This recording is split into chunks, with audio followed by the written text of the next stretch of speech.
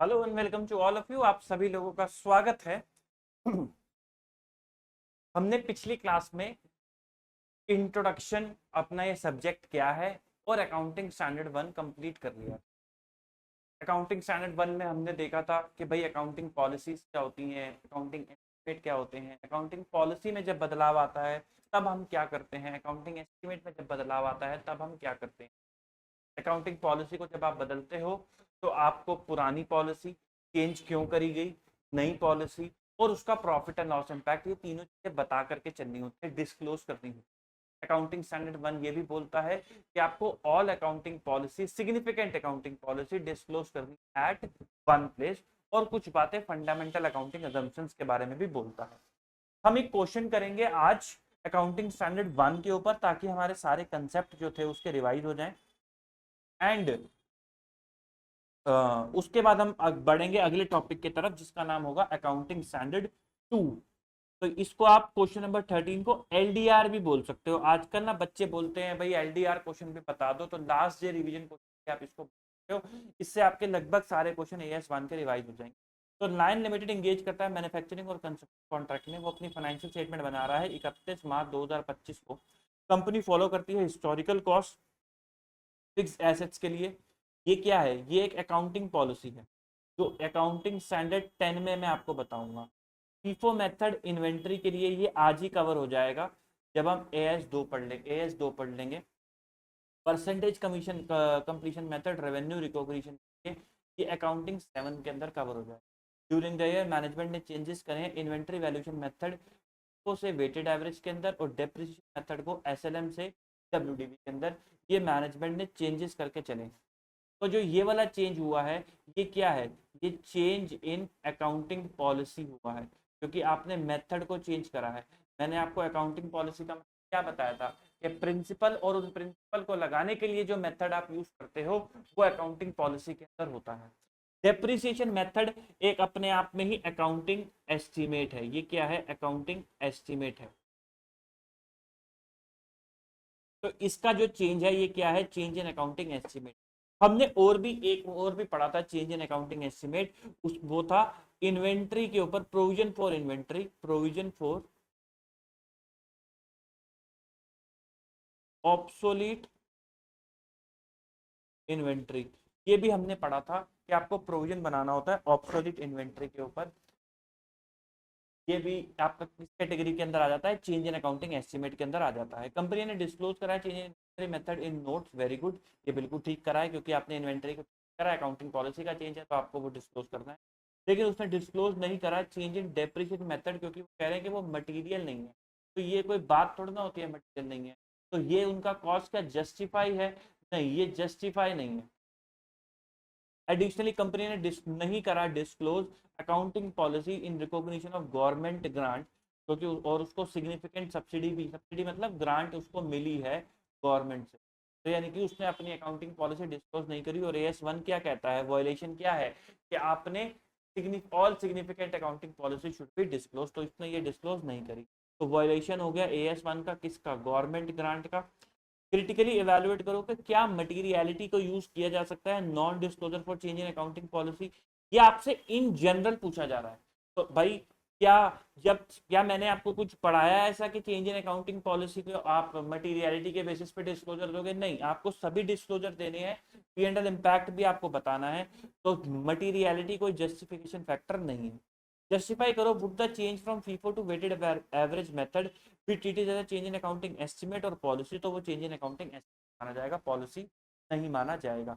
ये answer given है, ये आप पढ़ लोगे, इसमें आपको कोई दिक्कत नहीं आएगी। पढ़ते हैं अगले टॉपिक की तरफ जिसका नाम है अकाउंटिंग स्टैंडर्ड टू। हेडिंग डाल लो मेरे साथ साथ, अकाउंटिंग।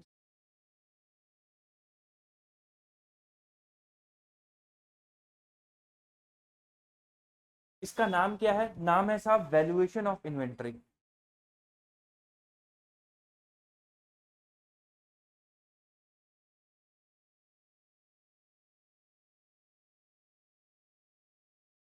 Valuation of inventory. सबसे पहले तो समझो आप इस टॉपिक के अंदर कर क्या रहे हो। भाई आप बैलेंस शीट बनाते हो, इसकी एसेट साइड के अंदर आप यहाँ दिखाते हो ना स्टॉक, हाँ सर हम स्टॉक दिखाते हैं, तो वो ये टॉपिक है कि इस स्टॉक की वैल्यू क्या आएगी, बैलेंस शीट में क्या वैल्यू आएगी, यही टॉपिक है, ये पूरा टॉपिक ही यही है कि इस स्टॉक की वैल्यू यहाँ पे कितनी आएगी, किस वैल्यू पे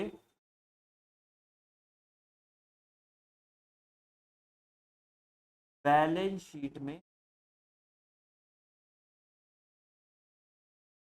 देखा, मैंने आपको क्या बोला था कि अब आपका टॉपिक बदल चुका है, अब कोई एंट्रियां और उनकी जनरल एंट्रियां नहीं है, अब अकाउंट्स के अंदर रिपोर्टिंग है। तो अब आपको क्या समझना है कि बैलेंस शीट के अंदर स्टॉक किस अमाउंट पे रिपोर्ट होगा या मेजर होगा। तो ये अकाउंटिंग स्टैंडर्ड 2 बताएगा कि आपको कौन सी वैल्यू पे अपना स्टॉक दिखाना है। तो अकाउंटिंग स्टैंडर्ड 2 बोलता है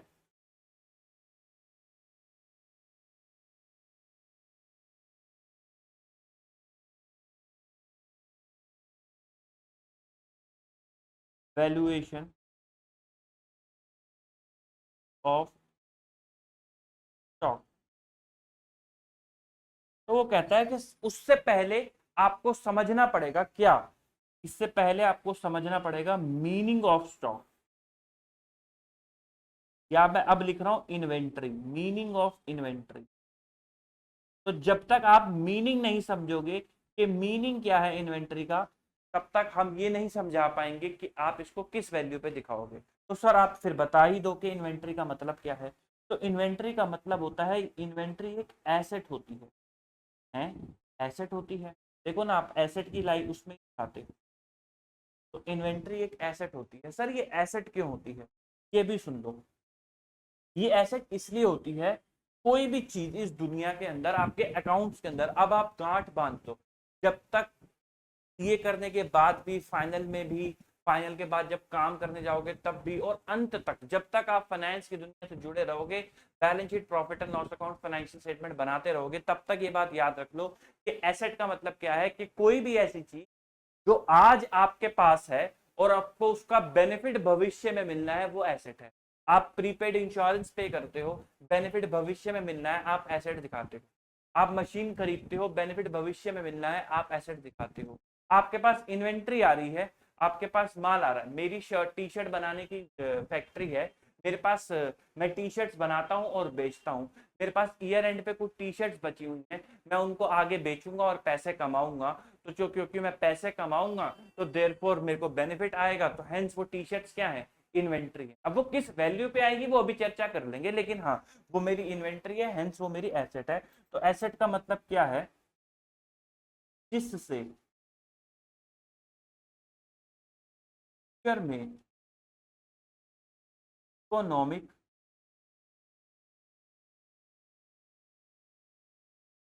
बेनिफिट आना हो,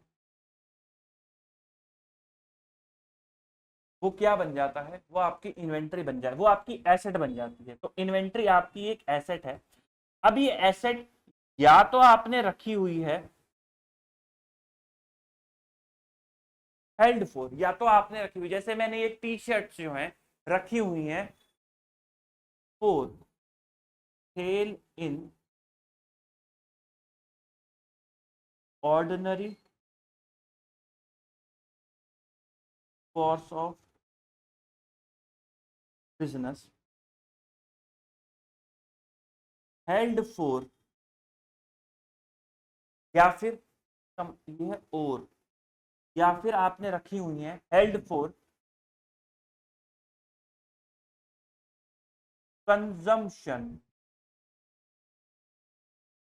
during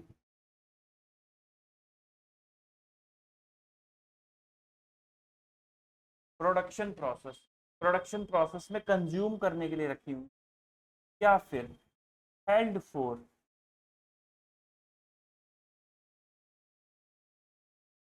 use in production process, या फिर प्रोडक्शन प्रोसेस में ही यूज होने के लिए रखी हुई है। सर थोड़ा एग्जांपल दो भाई, जो मेरी अब मेरी फैक्ट्री के अंदर ये मेरा गोदाम है, इमेजिन करो ये मेरा गोदाम है, इसके अंदर बनी हुई कुछ टी शर्ट्स पड़ी हुई हैं, तो वो क्या है, वो मैं नॉर्मली बेचने के लिए रखी हुई है। मैंने वो क्यों रखी हुई है, क्योंकि मैं बेचूंगा। तो held for sale in normal course of business, तो वो टी शर्ट्स क्या है, वो मेरी इन्वेंट्री है और एसेट तो वो है ही, क्योंकि वो बेच के बेनिफिट मिले। फिर उसके बाद बगल में ही कुछ कपड़ा भी रखा हुआ है काले रंग का, जो कटेगा और उसके बाद फिर टी शर्ट्स बनेगी। वो कपड़ा क्यों रखा हुआ है, वो कपड़ा टी शर्ट्स बनाने के लिए रखा हुआ है, हेल्ड फॉर प्रोडक्शन रखा हुआ है। तो वो कपड़ा भी क्या है, इन्वेंट्री है, वो मेरी रॉ मटेरियल के अंदर क्लासिफाई हो जाएगा। फिर अब खाली कपड़ा काट के फेविकोल से थोड़ा ना चिपका दूंगा टी शर्ट बनाने के लिए, मेरे को धागा भी लगेगा। धागा भी रखा हुआ है काले रंग का, ताकि ये टी शर्ट बन सके। तो वो जो धागा थ्रेड है वो क्या है, वो हेल्ड फॉर कंजम्पशन रखा हुआ है। धागा तो चिपक जाएगा, कंज्यूम हो जाएगा, तो वो भी मेरी क्या है, वो भी मेरी क्या है, इन्वेंट्री है।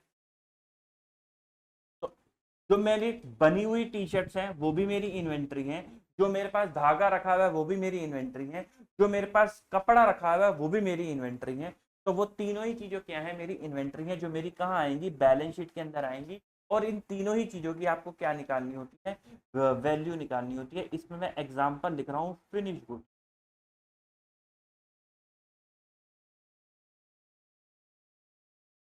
के अंदर, एग्जाम्पल लिख रहा हूँ रॉ मटेरियल। WIP भी यहीं आ जाएगा, वर्क इन प्रोग्रेस। जो एक टी शर्ट पड़ी हुई है जिसकी एक बाजू नहीं है, उसका क्या करोगे, पहन के घर ले जाऊंगा, नहीं, उसको भी कंप्लीट कराऊंगा और पूरी टी शर्ट बना के बेचूंगा। तो वो भी मैंने किस लिए रखी हुई है, held for sale in normal course तो रखी हुई है। एग्जाम्पल मैं यहाँ पे लिख रहा हूँ धागा, थ्रेड, वो भी जो जो मैंने रखा हुआ है वो भी तो कंज्यूमर पर्पस के लिए रखा हुआ है। एक और एग्जाम्पल के थ्रू समझ, आप कई बार वो खाने गए होगे भाई, स्नैक्स वगैरह, मतलब पनीर टिक्का, मलाई चाप, आजकल भी मिलती है, स्नैक्स लोग बड़ा खाते हैं। तो आओ जरा उसके बारे में सोचते हैं। अब जब अगली बार उसकी दुकान पे जाना तो सोचना कि उसके पास क्या क्या इन्वेंट्री पड़ी हुई है। 31 मार्च को आप उसके पास गए तो उसके पास क्या क्या इन्वेंट्री पड़ी हुई है फ्रिज में। फ्रिज आपने उसका खोला तो आपने देखा कि बना हुआ बिल्कुल कटाकट पनीर टिक्का बचा हुआ है। उसने बनाया था, आज बिका नहीं, तो उसने फ्रिज में रख दिया कि कल यही बेच दूंगा। आपको बासा ही खिलाता है, क्या दिक्कत है, तभी तो बीमार पड़ते हो। अब आपने फ्रिज खोला तो देखा कि भाई साहब पनीर टिक्का बचा हुआ पड़ा है। मुझे बताओ, क्या वो पनीर टिक्का खुद खा जाएगा, नहीं सर, वो कल बेचेगा, held for sale in the normal course of business. Therefore वो पनीर टिक्का क्या है, उसकी इन्वेंट्री है। बगल में ही व्हाइट कलर का पनीर भी रखा हुआ है, थोड़ी सी चाप भी रखी हुई है। क्या मैं फोटो बना दूं, हाँ सर फोटो से बना दो, तो थोड़ा इमेजिन करना आसान हो जाए। ये है उसका फ्रिज,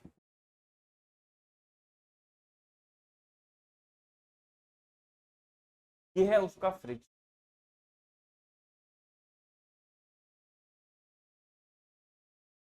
ये पड़ा पनीर टिक्का, ये क्या है, ये भी इन्वेंट्री है।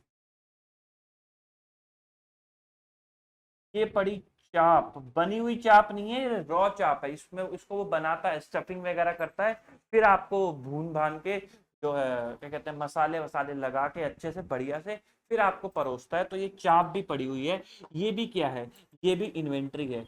ये शीशी पड़ी हुई है एक, ये किस चीज की शीशी है, इसके अंदर उसने बोला मसाले पड़े हुए हैं, कि जोन से मसाले वो इस पे पनीर टिक्का पे और चाप के ऊपर लगाता है। तो ये भी क्या है, ये भी उसकी इन्वेंट्री है। ये तीनों चीजें क्या हैं, ये तीनों चीजें क्या हैं, ये तीनों चीजें उसकी इन्वेंट्री। और ये इन्वेंट्री कहाँ आएगी सर, ये बैलेंस शीट में यहाँ पर आएगी। अब क्योंकि ये बैलेंस शीट में यहाँ पर आएगी, तो आपको इसकी वैल्यू निकालनी है, ये किस वैल्यू पे यहाँ पर पे आएगी। आई होप आपको इन्वेंट्री का मतलब समझ में आया होगा कि इन्वेंट्री का मतलब क्या है। हाँ सर समझ में आ गया, मान क्लास। तो सर आप फिर इसी बात पे एक काम करो, हमको ये भी पढ़ा दो, नोट से भी पढ़ा दो। हाँ क्यों नहीं, आओ जरा नोट से भी पढ़ लेते। मीनिंग ऑफ इन्वेंट्री, इन्वेंट्री का मतलब क्या है, इन्वेंट्री वो एसेट्स हैं जो या तो ए आपने रखी हुई है for sale in ordinary course of business, या फिर held in process of production, आपने प्रोडक्शन प्रोसेस के लिए रखी हुई है, या फिर held for consumption in the production of goods और रेंडरिंग फॉर सेल, या फिर आपने कंजम्पशन के लिए रखी हुई है, यानी कि धागा। ये बात किसकी हो रही है, धागे की बात हो रही है। या फिर जो वो मसाला लगा रहा है ना पनीर टिक्का वाला, वो भी आपने किस लिए रखा हुआ है, पनीर टिक्के वाले ने क्यों रखा हुआ है वो मसाला, ताकि वो आपको प्रोडक्शन प्रोसेस के जब वो कढ़ाई में पनीर को तलेगा तो वो मसाला लगा के ही तलेगा ना, तो इसलिए उसने रखा हुआ है हेल्ड फॉर कंजम्पशन। और जो रॉ पनीर पड़ा हुआ है वो भी क्या है, रॉ मटेरियल, वो held in the process of production for such sale, वो भी क्या आ जाएगा आपका, इन्वेंट्री आ जाएगा। तो ये तीनों ही चीजें किसके अंदर क्लासिफाई हो जाती हैं, इन्वेंट्री। या तो नॉर्मल कोर्स के लिए रखी हो, या प्रोडक्शन के लिए रखी हो, या कंजम्पशन के लिए रखी हो, इन तीनों में से अगर किसी भी पर्पस के लिए वो रखी है तो वो क्या बन जाती है आपकी, इन्वेंट्री बन जाती है वो आपकी। हाँ जी सर, कोई दिक्कत वाली बात इसके अंदर नहीं है। अब इस इन्वेंट्री की वैल्यूएशन कैसे करी जाए, valuation of inventory, point number 2।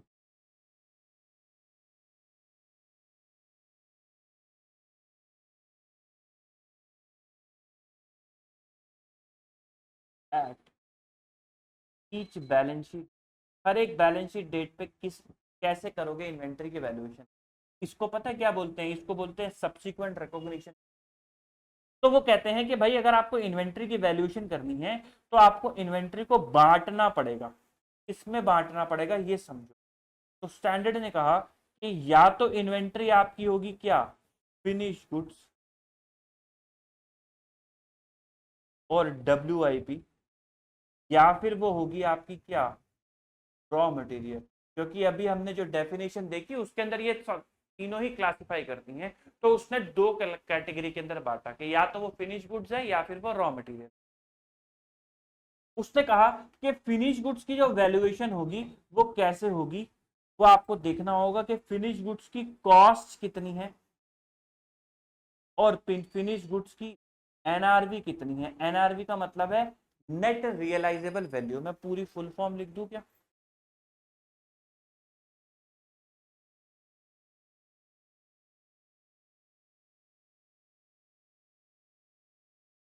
Realisable value NRV कितनी,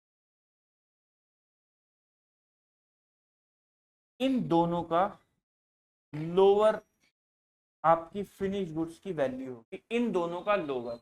कि मान लो अगर आपकी कॉस्ट 100 रुपए है, लेकिन आपको पता है कि इन्वेंट्री बेच के आपको 120 रुपए मिल जाएंगे, तो 100 रुपए की आपकी इन्वेंट्री की वैल्यू है।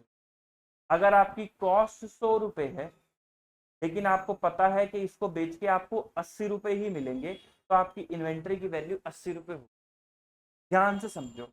अब आप गए हो किरजी मलाई चाप वाले पे, जहां से आप मलाई चाप खाते हो, आपने उसके फ्रिज में देखा कि पनीर टिक्का बचा हुआ है, आपको तुरंत ही विश्वास हो गया कि भाई साहब ये तो बासा पनीर टिक्का खिलाता है हमें, कि ऐसी की तैसी, हमें लग रहा था कि ये फ्रेश बनाता है, बट ये तो फ्रोजन फूड खिलाता है हमको। आपने कहा कि मैं अपने सभी दोस्तों को बता दूंगा, मैं अपने सभी के सभी दोस्तों को बता दूंगा और तुम्हें छोड़ूंगा नहीं, तो तुम्हारी इन्वेंट्री ना बिकेगी, सस्ती बिकेगी। जहाँ तुम 120 रुपए की प्लेट देते थे, तो उसने कहा कि मैं 80 रुपए की बेच दूंगा, कोई बात नहीं, क्योंकि आपने मार्केट में हर जगह फैला दिया कि ये बासा खाना देता है। तो मुझे जरा एक बात बताओ, वो कह रहा है कि 100 रुपए लगे पनीर टिक्का बनाने में, 100 रुपए लगे पनीर टिक्का बनाने में, इस भाई की वजह से अब पनीर टिक्का 80 रुपए का ही बेच पाऊंगा। बताओ कितने का बेनिफिट मिलेगा, आप इस एसेट से, पनीर टिक्के से कितना बेनिफिट खींच पाओगे, 100 रुपए या 80 रुपए। दिमाग लगा के सोचो, मेरे साथ साथ सोचो, ये सोचना बहुत जरूरी है। मेरी बात समझो, मैं 2 मिनट में खत्म कर दूं कि बेटा दो विच एवर इज लोअर, सवाल आएगा लोअर उठा के कर देना, ऐसी की तैसी, तुम भी बाढ़ में जाओ मैं भी बाढ़ में जाऊं, किसी को क्या लेना देना। लेकिन मैं चाहता नहीं है, मैं चाहता हूं कि आपको चीजें समझ में आए, क्योंकि जब आप प्रैक्टिकली जाओगे ना काम करने, जब आप पेपर के अंदर बैठे होगे, तो आप कंफ्यूज ना हो जाओ कि लोअर लेना है या हायर लेना है, अरे बाप रे याद नहीं आ रहा, अरे बाप रे 1.5 दिन पहले तो देखा ही नहीं था, अब याद नहीं आ रहा। तो समझ लेते हैं ना कि लोअर ही क्यों लेना है। तो मुझे जरा एक बात बताओ, 100 रुपए की इन्वेंट्री की कॉस्ट है, फिनिश गुड्स, पनीर टिक्का बनाने में 100 रुपए लगे। अभी चर्चा करूंगा कि 100 रुपए कैसे लाते हैं, पर अभी के लिए मान लेते हैं कि पनीर टिक्का बनाने में 100 रुपए लगे, पनीर टिक्का बनाने में 100 रुपए लगे, लेकिन मार्केट में आपने बोल दिया कि ये बासा पनीर टिक्का देता है, तो अब मार्केट में पनीर टिक्का 80 रुपए का ही बिक पाएगा, वो 80 रुपए से ऊपर प्लेट बेच ही नहीं पाएगा। तो आप उसको कह रहे हो कि हमें इतना पता है कि इन्वेंट्री एसेट होती है। मैंने कहा हाँ ठीक है, एसेट का मतलब क्या होता है कि हम इस एसेट से भविष्य में बेनिफिट ले पाएंगे। तो उसने कहा हाँ ठीक बात है, भविष्य में बेनिफिट ले पाओगे। हम बेनिफिट कितने का ले पाएंगे? सिर्फ 80 रुपए का ही बेनिफिट ले पाएंगे। तो देयरफॉर इन्वेंट्री की वैल्यू क्या होनी चाहिए? 80 रुपीज। इन्वेंट्री की वैल्यू क्या होनी चाहिए? 80 रुपीज। वहीं अगर ये केस 120 का होता, अगर ये केस होता 120 का, तो सर अब तो बेनिफिट 120 ले पाएंगे, तो आपको 120 दिखाना चाहिए। बिल्कुल सही बात है, लेकिन हम 120 नहीं दिखाते। क्यों? क्योंकि प्रूडेंस कॉन्सेप्ट बीच में आ जाता है। वो कहता है कि भाई 20 रुपए का गेन नहीं दिखा सकते, क्योंकि वो गेन अभी हुआ नहीं है। आपको लग रहा है कि 120 का बिक जाएगा, बट 120 का बिका नहीं है। जब बिक जाएगा तो रिकॉग्नाइज कर देना। याद है मैंने बोला था कि वो गेन फ्यूचर में जो अभी हुआ नहीं है उसको नहीं दिखाना होता, उससे एसेट ओवरसेट हो जाती है। अगर आपने 120 रुपए की इन्वेंटरी दिखा दी तो एसेट की वैल्यू बढ़ जाएगी, जो बेवजह बढ़ जाएगी। तो इसलिए इसको 120 पे नहीं दिखाते, 100 रुपए पे दिखाते हैं। हेंस लोअर का फॉर्मूला इस तरीके क्या है। अगर आपको रट्टा मारना है तो आप रट्टा भी मार सकते हो, कॉस्ट और NRV whichever is lower पे आप दिखा सकते हो। मैंने आपको लॉजिक दे दिया कि ऐसा क्यों। अच्छा, रॉ मटेरियल की वैल्यूएशन के लिए वो क्या कहता है? वो रॉ मटेरियल के लिए कहता है साहब कि चेक करो, check valuation of finish goods. अगर फिनिश गुड्स कॉस्ट पे वैल्यू हुए हैं तो रॉ मटेरियल भी कॉस्ट पे वैल्यू होगा। और अगर फिनिश गुड्स एनआरवी पे वैल्यू हुए हैं तो रॉ मटेरियल भी अपनी एनआरवी पे वैल्यू होगा, जिसको आप रिप्लेसमेंट कॉस्ट बोल देते हो। सवाल आपको रिप्लेसमेंट कॉस्ट देगा, रॉ मटेरियल की एनआरवी नहीं देते, क्योंकि रॉ मटेरियल बेचने के लिए नहीं रखा होता ना, इसलिए वो रिप्लेसमेंट कॉस्ट वर्ड यूज कर लेते हैं। तो आपको रॉ मटेरियल भी रिप्लेसमेंट कॉस्ट पे रखना पड़ेगा। तो इसका मतलब रॉ मटेरियल की वैल्यूएशन निकालने के लिए सबसे पहले आपको क्या चेक करना पड़ेगा कि फिनिश गुड्स को किस पे वैल्यू करा हुआ है। तो आपको पहले इधर आना पड़ेगा कि फिनिश गुड्स भाई तुम किस पे हो, तुम कॉस्ट पे हो या एनआरवी पे। अगर तुम कॉस्ट पे हो तो मेरा रॉ मटेरियल भी कॉस्ट पे। अगर तुम एनआरवी पे हो तो मेरा रॉ मटेरियल किस पे है? वो अपनी एनआरवी पे है, जिसको आप रिप्लेसमेंट कॉस्ट बोल देते हो। आई होप आपको ये पॉइंट क्लियर हुआ होगा। एग्जाम्पल के साथ समझते हैं। एग्जाम्पल,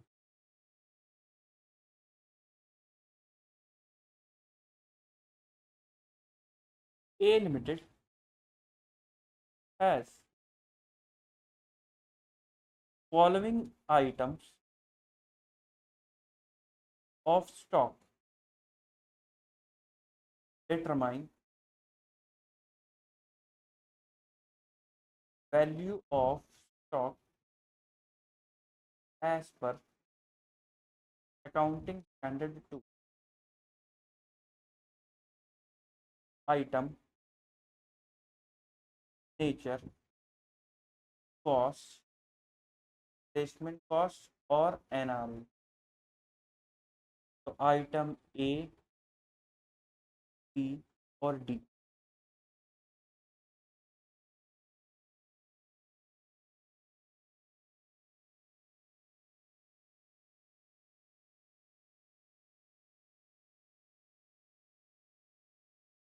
फिनिश गुड्स, FG लिख देता हूँ। FG, FG, FG, FG। Cost है इसकी 100 रुपये, इसकी कॉस्ट है 120 रुपये, कॉस्ट है 100, कॉस्ट है 150 रुपये। एनआरवी है इसकी 80 रुपीज़ है, 150 रुपीज़ है, 110, और इसकी है 140। तो आप बताओ वैल्यूएशन ऑफ स्टॉक आपकी क्या होगी? Answer,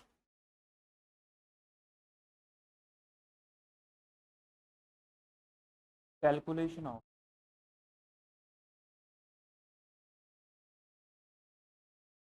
valuation of stock item A, B और डी। कॉस्ट क्या क्या है? 100, 120, 100 और 150। एनआरवी 80, 150, 110 और 140। क्या मैं चेयर ले लूँ? हाँ सर, चलिए बताओ लोअर क्या है? 100 और 80 सर, 80 लोअर है। 120 और 150 सर, 120 लोअर है। 130 और 110 सर, 110 लोअर है। 150 और 140 सर, 140 लोअर है। तो वैल्यू ऑफ स्टॉक कितना होगा?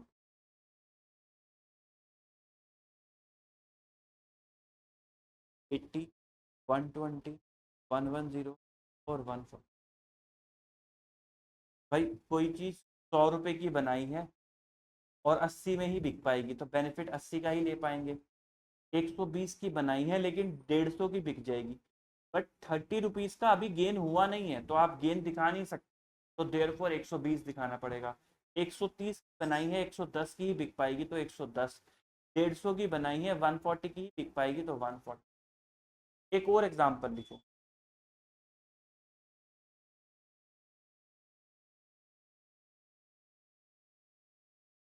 ए limited produce,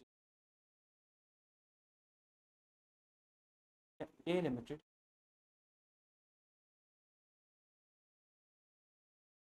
sales stuffed malai chaap to its customer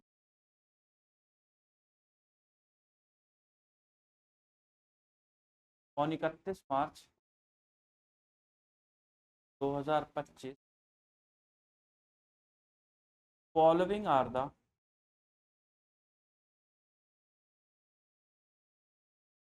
particulars of stock appearing in a limited fridge. Determine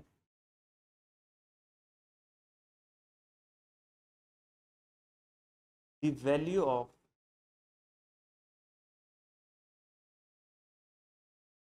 closing stock as per accounting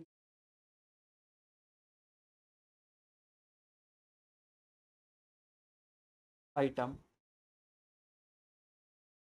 में रॉ पनीर की कॉस्ट कितनी है? कॉस्ट है 1000 रुपीज। और रिप्लेसमेंट कॉस्ट कितनी? रिप्लेसमेंट कॉस्ट है 800 रुपीज।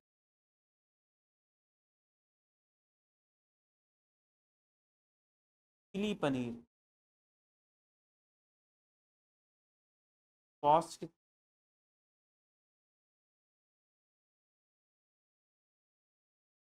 1500 रुपीज। और ये पर प्लेट कितने का बेचते हैं? 18 का पर प्लेट बेचते हैं। Case number 1।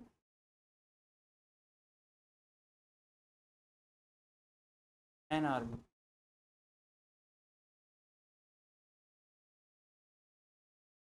Case number 1 1800। Case number B 300।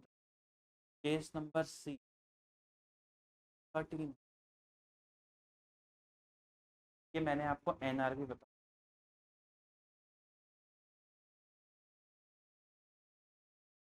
Solution, solution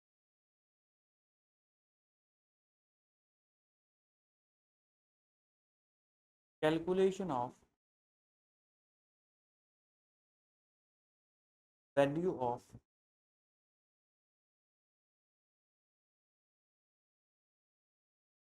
closing stock. Calculation value of closing stock. तो क्या मैं सीधा लिख दूं भाई रॉ मेट पनीर जो 1800 विच एवर इज लोअर? नहीं सर, पनीर क्या है? पनीर रॉ मटेरियल है। रॉ मटेरियल की वैल्यूएशन निकालने के लिए आपको फिनिश गुड्स की वैल्यूएशन निकालनी पड़ेगी। तो फिनिश गुड्स की वैल्यूएशन कॉस्ट और NRV whichever is lower पे चलती है। तो भाई साहब इसका मतलब आपको case number A, case number B और केस नंबर सी अलग अलग करना पड़ेगा। हाँ सर, तो केस नंबर ए में कॉस्ट कितनी है, सबसे पहले हमें फिनिश गुड्स की निकालनी पड़ेगी। सर कॉस्ट है 1500 की और एनआरवी कितनी है, सर एनआरवी है 1800 रुपये की। तो whichever is lower, which ever is lower, चलो ऐसे कर देते हैं, थोड़ी सफाई से हो जाएगा। केस नंबर ए, कॉस्ट और एनआरवी और लोअर।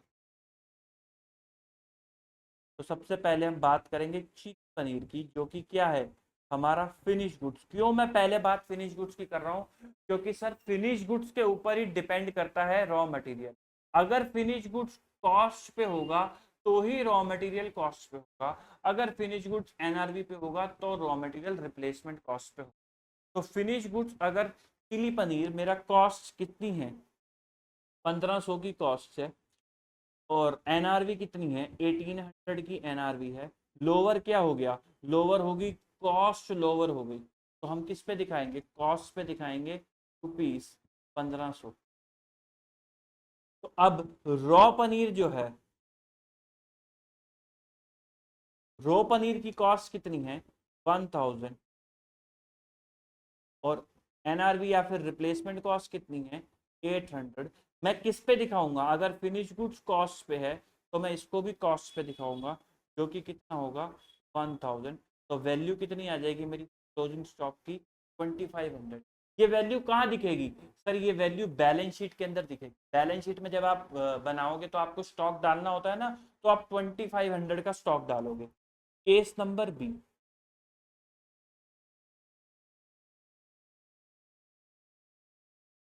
कॉस्ट एनआरवी लोअर और अमाउंट।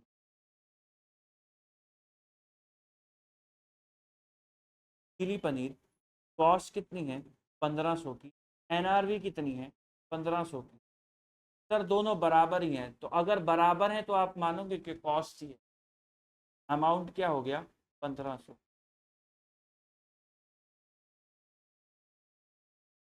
रॉ पनीर कॉस्ट कितनी है 1000 की, एनआरवी या फिर रिप्लेसमेंट कॉस्ट 800।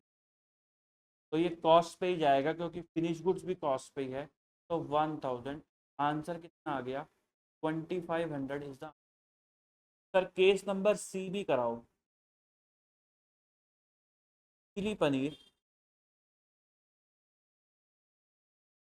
कॉस्ट कितनी 1500 की, वो कितना है एनआरवी की 1300 की।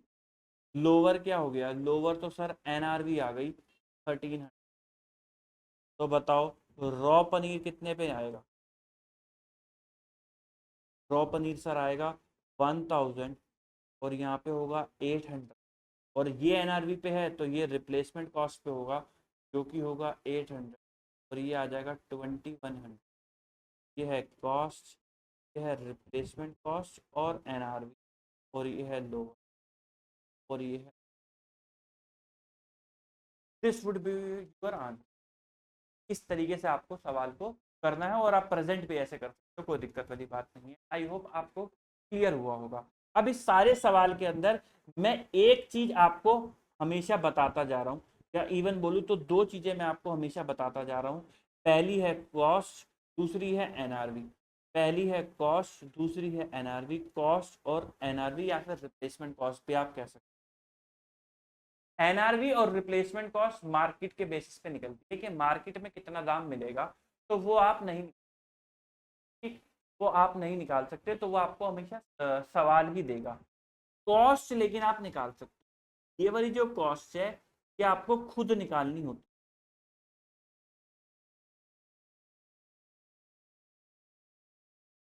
अभी तो मैंने आपको बता दी कि ये इतने की कॉस्ट है, इतने की एनआरवी, और आपने कर लिया।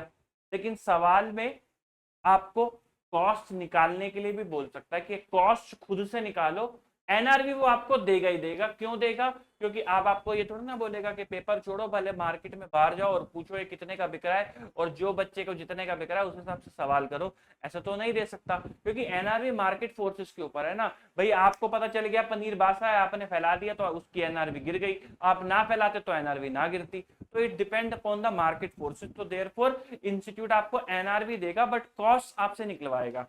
तो कॉस्ट निकालना सीखना भी हमको अपन को पड़ेगा कि कॉस्ट निकाली किस तरीके से जाती है। तो आओ जरा चर्चा करते हैं कॉस्ट ऑफ इन्वेंट्री के ऊपर।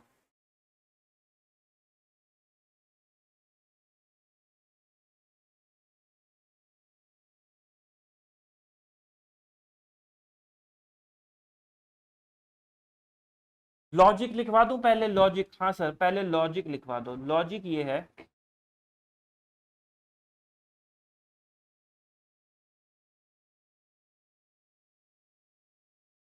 इन्वेंट्री की कॉस्ट में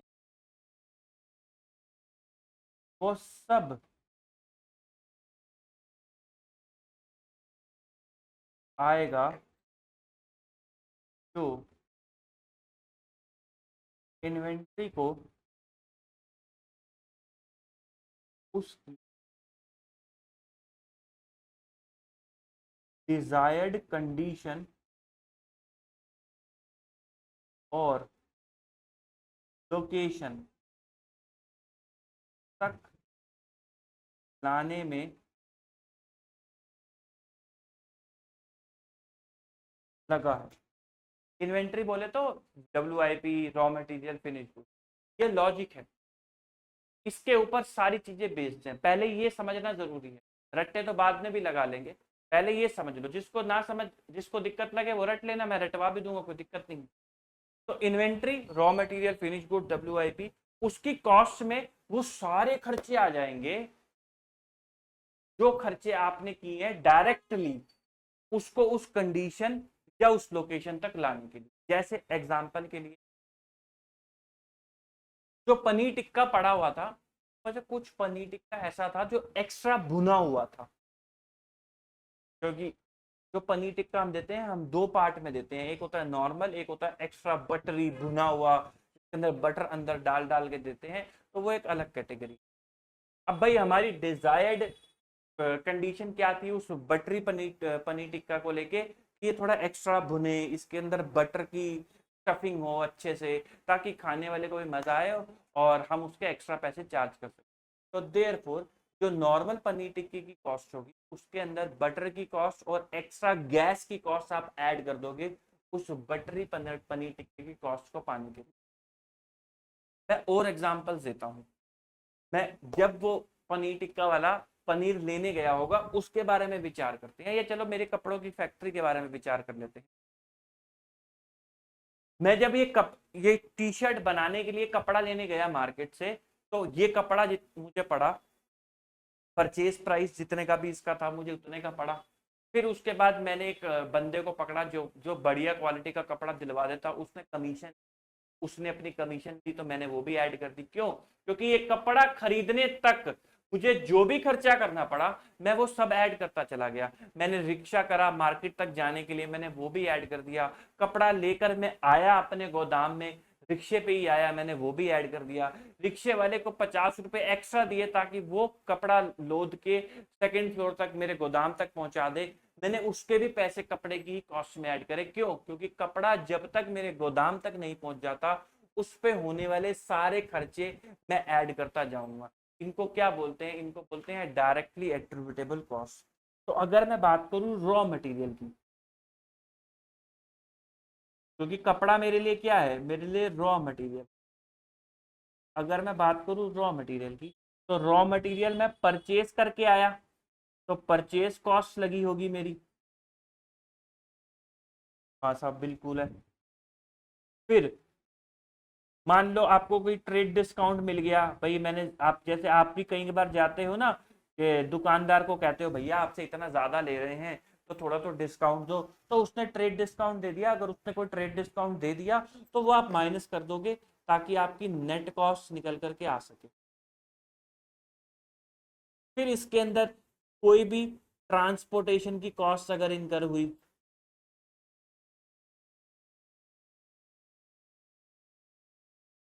फिर इसके अंदर अगर कोई कॉस्ट इनकर हुई बाइंग कमीशन, जो भी खर्चा मेरे को उस कपड़े को अपने गोदाम तक लाने के लिए खर्च करना पड़ा, वो सब ऐड करता जाऊंगा। लेबर चार्जेस, मैंने लेबर चार्जेस दिए रिक्शे वाले को कि भाई सेकंड फ्लोर पे मेरा कपड़ा चढ़वा दो, मैंने वो भी ऐड करवा दिए। उसके बाद और खर्चा, ट्रांसपोर्टेशन हो गया, बाइंग कमीशन हो गई, लेबर चार्जेस हो गए, और बस यही सब खर्चे मेरे लगे, और मेरा वो कपड़ा मेरे गोदाम तक आ गया। तो जितने भी मेरे को कॉस्ट हुई वो मेरी क्या हो गई, cost of raw material, cost of raw material.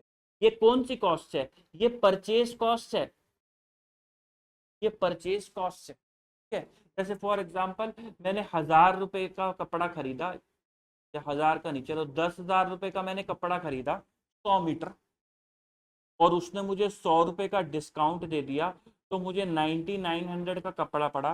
मेरे को रिक्शा करना पड़ा, रिक्शे वाले ने 100 रुपए एक्स्ट्रा, रिक्शा वाले ने 100 रुपए लिए, मेरे को बाइंग कमीशन पे करनी पड़ी 200 रुपए की, और लेबर वाले ने भी 200 रुपए ले लिए। तो बताओ मेरे गोदाम तक आते आते कितने का पड़ा, 9900 प्लस 100 प्लस 400, 10,400 का मेरे को पड़ा ये कपड़ा मेरे गोदाम तक आते आते।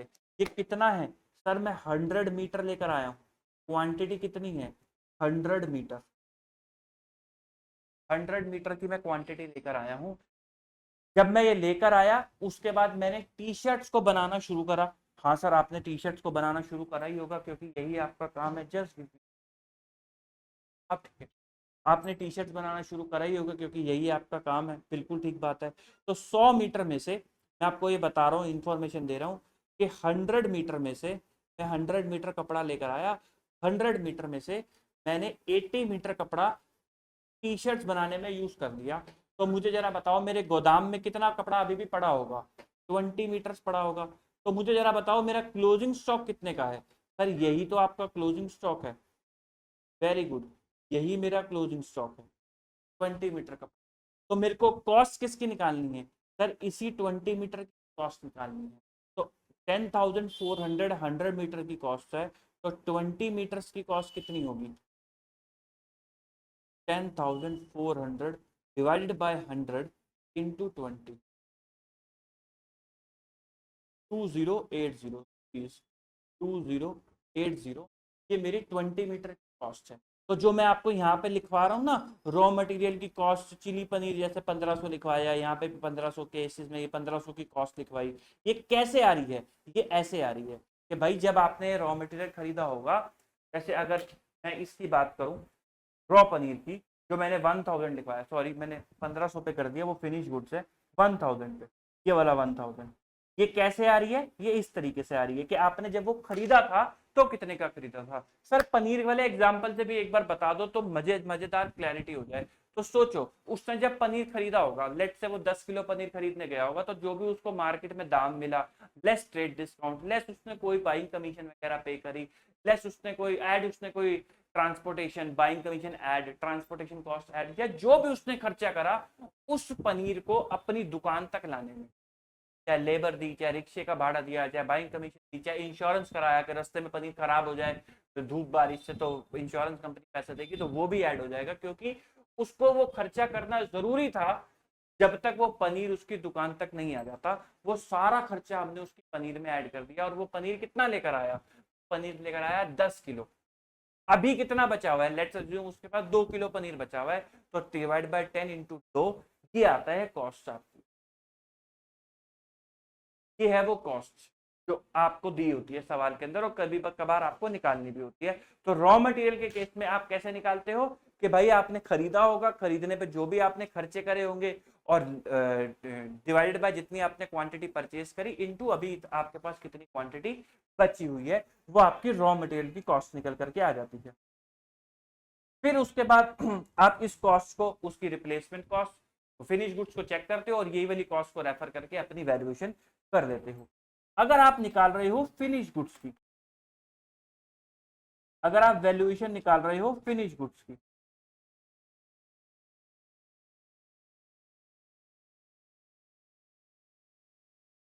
सोचो जरा, चिली पनीर की वैल्यूएशन निकाल रहे हो तो चिली पनीर में सबसे पहले क्या लगा होगा सर? पनीर लगा होगा। तो कॉस्ट ऑफ पनीर, कितना पनीर सर? जितना पनीर कंज्यूम हो गया। टी शर्ट की कॉस्ट निकाल रहे हो, अब फिनिश गुड्स की निकाल रहे हो, तो टी शर्ट में सबसे पहले क्या लगा होगा सर? कपड़ा। कितना कपड़ा? जितना कपड़ा इस टी शर्ट के अंदर लग गया उसकी वैल्यू यहाँ आएगी। तो कॉस्ट ऑफ पनीर लिख दिया मैंने, cost of raw material, cost of raw material consume. कितना कंज्यूम कर लिया? जैसे यहाँ पे देखो 80 मीटर्स कंज्यूम कर लिया, तो 80% वाली कॉस्ट आपको यहाँ पे आ जाएगी, प्लस लेबर चार्जेस आपने लगाए, जिन्होंने ये इसको सिला होगा, वहां पर उस बंदे ने जो लेबर चार्जेस, जिसने पनीर टिक्के को भुना होगा चिली पनीर बनाने के लिए। फिर उसके बाद वेरिएबल ओवरहेड। सर ये क्या लिखवा रहे हो? ये तो पहली बार सुन रहे हैं, अभी समझाएंगे। Variable overhead plus fix overhead, variable overhead plus fix overhead plus any other cost to convert raw material into finish good. ये निकल करके आ जाएगी फिनिश गुड्स की टोटल कॉस्ट, और आप इसको डिवाइड करोगे किससे? Quantity of finish goods produce से। तो आपके पास कॉस्ट निकल करके आ जाएगी पर यूनिट, और वैल्यू ऑफ क्लोजिंग स्टॉक आप निकालोगे per unit cost multiply by quantity of closing stock. अभी एग्जांपल कराऊंगा, उससे और क्लैरिटी हो जाएगी, बट पहले ये समझ लो ये चल क्या रहा है। तो मैंने आपको सबसे पहले बताया कि भाई, मैं वापस आपको एक बार वॉक करा के लेकर आता हूँ, आपका हाथ पकड़ के। अब मेरा हाथ मत छू। हमने सबसे पहले देखा ये टॉपिक है क्या भाई साहब? ये टॉपिक क्या है कि जो बैलेंस शीट के अंदर एसेट आती है इन्वेंट्री के रूप में, उसकी वैल्यू क्या आनी चाहिए, ये टॉपिक हमें उस बारे में बताता है। तो हमने पहले समझा कि ये जो स्टॉक ये है क्या। हमने कहा इस पर जरा जोर देते हैं, इसका मतलब क्या है। हमने कहा इसके अंदर मोटी मोटी तीन चीजें आती हैं, मैं दोबारा डेफिनेशन पे नहीं जा रहा। मोटी मोटी इसके अंदर तीन चीजें आती हैं, फिनिश गुड्स, WIP और कंज्यूमेबल्स और रॉ मटेरियल। ये सब चीजें इसके अंदर आती हैं। तो हमने कहा कि फिनिश गुड्स और रॉ मटेरियल को कैसे वैल्यू करना है, हमने ये यहाँ पे सीख। बात यही हो गई कि स्टॉक का मतलब क्या हो गया? फिनिश गुड्स और रॉ मटेरियल, उसकी वैल्यू यहाँ पे कितनी आनी चाहिए वो हमें सीखना है। तो हमने कहा फिनिश गुड्स की वैल्यू कितनी आनी चाहिए? तो फिनिश गुड्स की वैल्यू आनी चाहिए कॉस्ट और NRV which ever is lower. हमने लॉजिक के साथ समझा कि कॉस्ट ऑन NRV जो भी लोअर आ रही है उसकी वैल्यू हम ले लेंगे। फिर हमने कहा रॉ मटेरियल तुम किस वैल्यू पे आओगे? तो उसने कहा कि पहले देखो फिनिश गुड्स किस पे आया। फिनिश गुड्स यदि कॉस्ट पे था तो मैं भी कॉस्ट पे, फिनिश गुड्स यदि NRV पे था तो मैं अपनी रिप्लेसमेंट कॉस्ट पे। तो हमने कहा ये तो बड़ा सिंपल है, क्या दिक्कत है? कॉस्ट देखनी है, NRV देखना है, जो दोनों में कम आ रहा हो वो निकाल लो, और वहां पे अगर कॉस्ट है तो कॉस्ट, NRV है तो रिप्लेसमेंट कॉस्ट, को दिक्कत वाली बात तो है ही नहीं। लेकिन मुद्दा खड़ा हो गया कि ये कॉस्ट कहां से आएगी, कॉस्ट कौन निकालेगा? तो हमने कहा साहब ये तो गड़बड़ हो गई। तो कॉस्ट हमें दोनों की निकालनी पड़ेगी, कॉस्ट फिनिश गुड्स की भी चाहिए, कॉस्ट रॉ मटेरियल की भी चाहिए। क्यों चाहिए? क्योंकि अगर फिनिश गुड्स कॉस्ट पे है तो रॉ मटेरियल भी तो कॉस्ट पे होगा, तो आपको इसकी भी कॉस्ट चाहिए। तो सवाल आपसे पूछेगा कि कॉस्ट निकाल के दो। तो हमने कहा आओ जरा कॉस्ट निकालना सीखते हैं। तो कॉस्ट निकालने के लिए हमने कहा कि सिंपल सा एक लॉजिक है कि इन्वेंट्री बोले तो फिनिश गुड्स और रॉ मटेरियल, जब तक उस कंडीशन तक नहीं आ जाती जैसी मुझे चाहिए, तब तक उसके अंदर वो कॉस्ट ऐड करते जाओ। सर रॉ पनीर, अब आप रॉ पनीर आपको कैसा चाहिए? सर रॉ पनीर हमें चाहिए हमारी दुकान तक आ जाए बस, क्योंकि फिर उसके बाद उसका कन्वर्जन होगा ना पनीर टिक्का में। तो हाँ सर, हम अभी मंडी में खड़े हैं, हमने रॉ पनीर खरीदा और पैसे दिए, तो जो भी परचेज कॉस्ट दी वो मेरी रॉ पनीर की कॉस्ट में आ गई, यानी कि रॉ मटेरियल की कॉस्ट में आ गई। अगर कोई ट्रेड डिस्काउंट दिया तो वो हटा दिया, ऐड कर दिया बाइंग कमीशन, ऐड कर दिया रिक्शे का भाड़ा जो उसको दुकान तक लेकर आए, ऐड कर दिया इंश्योरेंस, ऐड कर दिया और भी कोई कॉस्ट जो हमने रास्ते के अंदर इनकर करी, तो वो हम उसको ऐड करते चले गए। फिर हम अपनी दुकान तक आ गए और रॉ पनीर उठा के हमने फ्रिज में रख दिया। अब जब हमने इसको फ्रिज में रख दिया तो फ्रिज के जो बिजली का बिल होगा क्या वो भी ऐड होगा? द आंसर वो ऐड नहीं होगा, क्योंकि आपको रॉ पनीर इसी फॉर्म में चाहिए था, आपको रॉ पनीर किसी और फॉर्म में नहीं चाहिए। अगर मान लो आपको रॉ पनीर जमा हुआ चाहिए, खराब हालात में चाहिए, और आपको उस हालत तक लाने के लिए उसको थोड़े टाइम तक फ्रिज में रखना जरूरी है, तो ऐड हो जाएगी कि अब आपको पनीर किसी और फॉर्म में चाहिए, अभी के लिए मुझे वो इसी फॉर्म में चाहिए, तो स्टोरेज कॉस्ट जो है वो ऐड नहीं, एडमिन कॉस्ट जो है वो ऐड नहीं। स्टोरेज कॉस्ट मतलब जो मैंने फ्रिज रखा हुआ है, जो फ्रिज है मेरे पास, फ्रिज फ्रिज की बिजली का बिल आ रहा होगा, फ्रिज अगर चल रहा है तो उसकी कॉस्ट ऐड नहीं हो, क्योंकि जो फ्रिज है वो एक तरीके से स्टोरेज की तरह काम कर रहा है। तो मेरे पास कॉस्ट आ गई मेरी रॉ मटेरियल। फिर मैंने कुछ पनीर फ्रिज में से निकाला और मैंने कढ़ाई के अंदर डाल दिया, अपने बावर्ची को दे दिया, भाई इसे काट और चिली पनीर बना और बेच। अब सोचो मुझे चिली पनीर कैसा चाहिए, मुझे चिली पनीर बिल्कुल पका हुआ चाहिए, हाँ जैसा उसको होना चाहिए, उसमें प्रॉपरली मसाले लगे हो, खाने योग्य हो, ताकि मैं उसे बेच सकूं। तो चिली पनीर बनाने में क्या क्या लगेगा? सबसे पहले तो पनीर लगेगा, तो पनीर, लेबर की कॉस्ट लगेगी, वेरिएबल ओवरहेड लगेंगे और फिक्स्ड ओवरहेड लगेंगे। वेरिएबल और फिक्स्ड ओवरहेड मतलब बेटा पनीर टिक्का को पनीर रॉ पनीर को चिली पनीर बनाने में गैस लगेगी, कढ़ाई पे जब आप उसको घुमाओगे तो नीचे गैस जलाओगे, तो गैस क्या है? Variable overhead. वेरिएबल ओवरहेड का मतलब क्या होता है?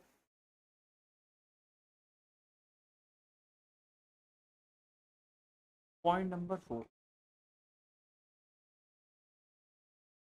Meaning and treatment of variable overhead, fix overhead. Variable overhead का मतलब होता है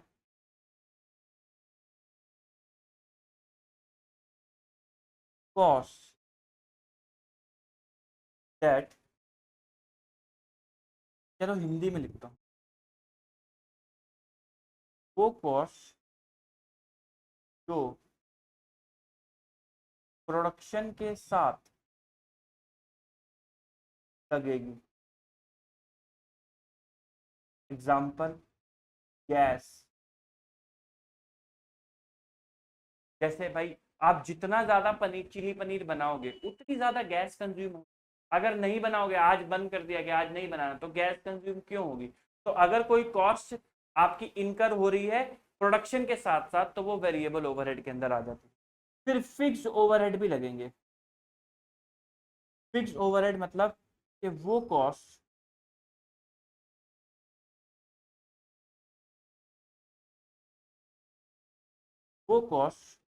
जो इनकर होगी, चाहे कुछ ना करो। फॉर एग्जाम्पल रेंट, भाई वो कॉस्ट, अब जो आप चिली पनीर बना रहे हैं अगर नहीं भी बनाएंगे तो दुकान का किराया तो देना ही देना है। दुकान वाला लैंडलॉर्ड मानेगा नहीं कि हमारे चिली पनीर नहीं बन रहे तो आप किराया मत लो, वो लेके ही मानेगा किराया, तो आपको वो देना ही देना है, उसके लिए आप कुछ नहीं कर सकते। तो देयरफॉर वो क्या है? वो फिक्स ओवरहेड है। Example rent. अब ट्रीटमेंट क्या होती है? ट्रीटमेंट होती है इनकी फिनिश गुड्स के अंदर, ट्रीटमेंट। आप वेरिएबल ओवरहेड को चार्ज करते हो फिनिश गुड्स में, कैसे चार्ज करते हो? Total variable overhead divided by actual unit produce of finish into actual into closing quantity of finish. Fix overhead को आप चार्ज करते हो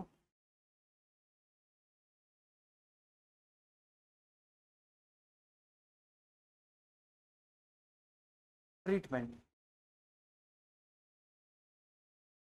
total fix overhead divided by actual और नॉर्मल एक्चुअल क्वांटिटी और normal quantity which average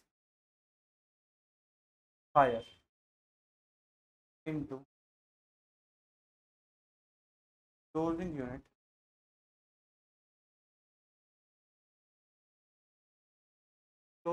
of. इसका भी logic होता है बट वो मैं आपको करा नहीं रहा क्योंकि इतना रेलेवेंट नहीं है एग्जाम्स के लिए, तो इसलिए इसको नहीं छेड़ रहे, ठीक है। तो ये आपकी हो गई ट्रीटमेंट। आई होप आपको कॉस्टिंग वाला पार्ट ये समझ में आया होगा, नोट से भी गो थ्रू करा दूंगा, पहले इतना तो समझ लो। आओ जरा एग्जाम्पल करते हैं। एग्जाम्पल, ए लिमिटेड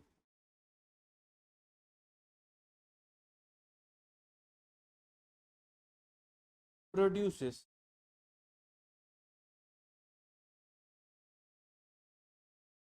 प्रोडक्ट ए। अब मैं पनीर टिक्के से ना बोर हो गया भाई, अब मैं उसका एग्जाम्पल नहीं ले रहा। Produces product A for which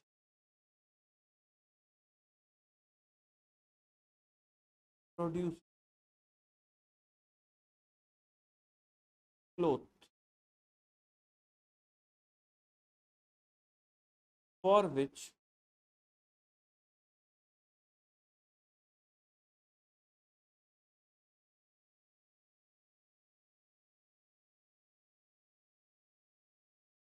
for which cotton clothes are used, the cotton textiles are used as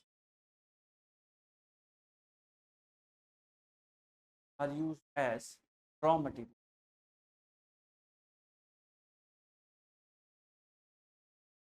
Following are the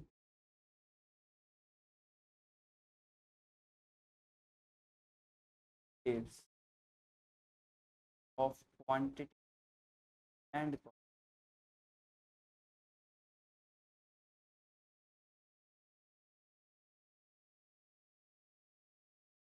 Purchase cost,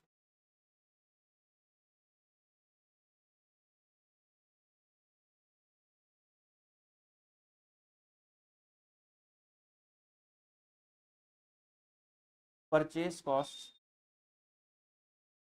fees 1 lakh. आपने कपड़ा खरीदा 1 लाख रुपए का, की क्वांटिटी कितनी? 1000 मीटर की क्वांटिटी। बाइंग कॉस्ट इनकर करी एट 20%।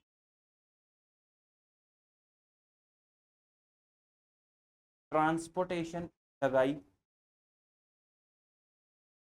फीस 10,000 की। इंश्योरेंस का खर्चा करा रुपीज 15,000 का।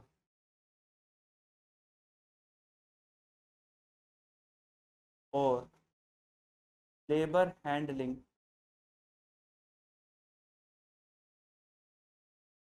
चार्जेस लगाए रुपीज 20,000 के। लेबर हैंडलिंग चार्जेस मतलब वो कपड़ा गोदाम तक पहुंचाने के लिए। स्टोरेज कॉस्ट आपने इनकर करी फीस 50,000 की। और आपने सुपरवाइजर को सैलरी भी दी, जो आपके गोदाम को वो देखता है, सुपरवाइज करता है कि कितना माल आया कितना माल गया। कितने सैलरी दी? 60,000 की आपने सुपरवाइजर को सैलरी भी, ठीक है।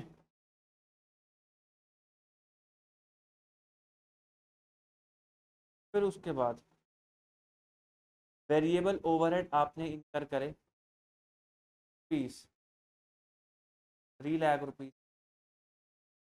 फिक्स ओवरहेड आपको दे रखे हैं रेंट की फॉर्म में, आपको फैक्ट्री का रेंट पे करना है फीस 2 लाख रुपीज।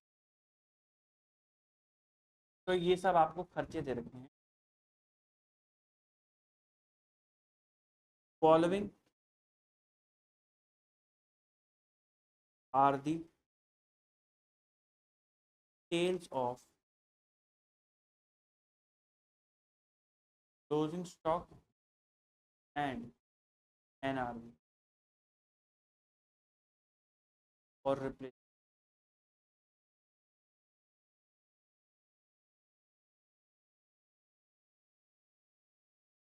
तो रॉ मटेरियल की कितनी यूनिट्स आपके पास बची हुई गोदाम में? 200 मीटर्स आपके पास बचा हुआ है। और इसकी रिप्लेसमेंट कॉस्ट कितनी? रिप्लेसमेंट कॉस्ट इसकी है, चलो वो मैं बाद में लिख दूंगा। कॉस्ट कितनी है? कॉस्ट आपको निकालनी है। और यहीं पे सिमिलरली फिनिश गुड्स जो आप बनाते हो, जो आप क्लोथ्स बनाते हो, उसकी कितनी यूनिट्स हैं?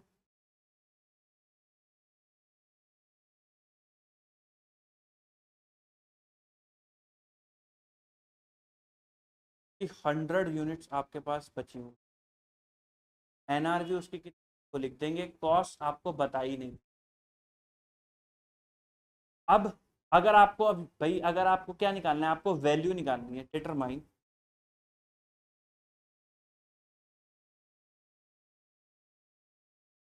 Value of closing stock as per accounting AS2 के हिसाब से आपको क्लोजिंग स्टॉक की वैल्यू निकाल। अब क्लोजिंग स्टॉक की वैल्यू आप कैसे निकालते हो? सर वो तो बड़ा आसान है, लाओ हम ही ऐसे ही कर देते हैं। मैंने कहा लाओ करो जी। तो सॉल्यूशन,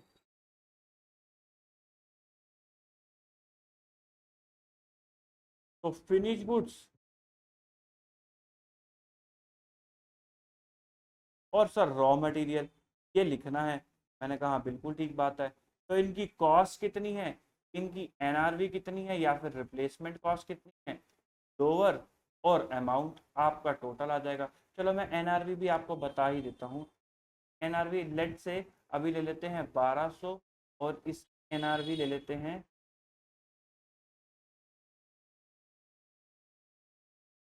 800। और सर हमें ये लिखना है, यहाँ पे लिखना है फिर एनआरवी 1200 है, 800 है। अब बताओ लोअर कैसे करोगे? कॉस्ट तो आपके पास है ही नहीं, तो आपको ये निकालनी पड़ेगी। ये कॉस्ट आपको निकालनी पड़ेगी क्योंकि मैंने आपको दी ही नहीं।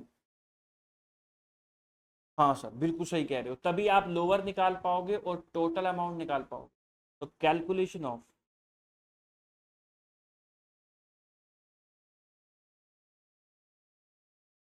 कॉस्ट ऑफ रॉ मटेरियल, हमेशा सबसे पहले रॉ मटेरियल की कॉस्ट निकालना, क्योंकि जब रॉ मटेरियल की कॉस्ट निकालोगे तभी फिनिश गुड्स की निकाल पाओगे। तो आओ जरा रॉ मटेरियल की कॉस्ट निकालें। तो आपने परचेज करा 1000 मीटर 1 लाख रुपए का, तो सबसे पहले क्या आ जाएगी? परचेज कॉस्ट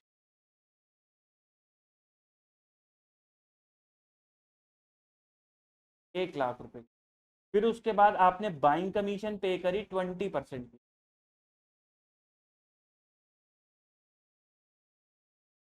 20,000 की। फिर उसके बाद आपने ट्रांसपोर्टेशन पे करा 10,000 का।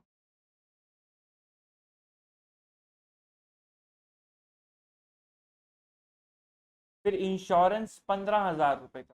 ये सब मैं कौन से खर्चे ले रहा हूँ? जब तक मेरा माल मेरे गोदाम तक नहीं आ गया। तो मैंने इंश्योरेंस में मान रहा हूँ रोड इंश्योरेंस पे करा होगा 15,000 रुपए। फिर उसके बाद लेबर हैंडलिंग चार्जेस, मतलब क्या है कि मैंने उसको अपने गोदाम पे चढ़वाया, रिक्शे वाले को 20,000 रुपए दिया और उसने चढ़ा दिया, 20,000 रुपये।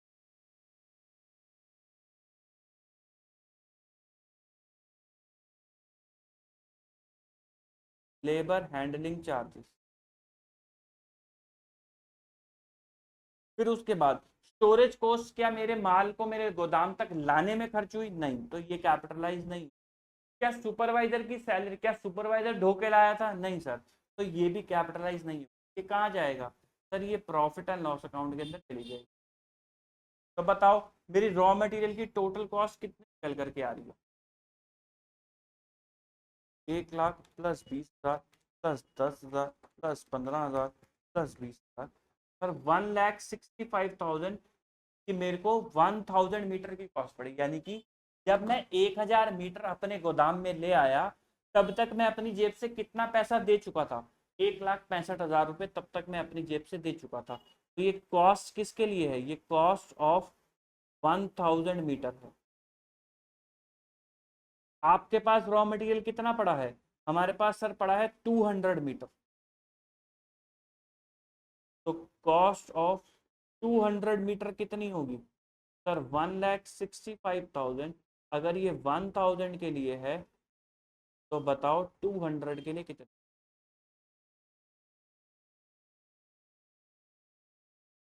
33,000। तो कॉस्ट कितनी आ गई रॉ मटेरियल की सर, 33,000 की कॉस्ट आ गई। तो मैं रॉ मटेरियल के आगे क्या लिख दूंगा, 33,000। आओ जरा फिनिश गुड्स की भी कॉस्ट निकाले।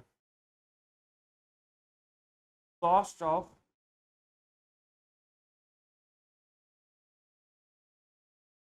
फिनिश गुड्स, फिनिश गुड्स का मतलब क्या है कि जो माल रेडी हो चुका, जो माल बन के एकदम तैयार हो चुका, यानी कि बनी हुई शर्टें। 1,65,000 रुपए की शर्ट का कपड़ा लेकर आए थे, 33,000 रुपए का कपड़ा अभी भी बचा हुआ है, तो कितने का कपड़ा यूज हो गया, 1,65,000 माइनस 33,000, तो सर 1,32,000 रुपए का कपड़ा हम यूज कर देंगे। तो रॉ मटेरियल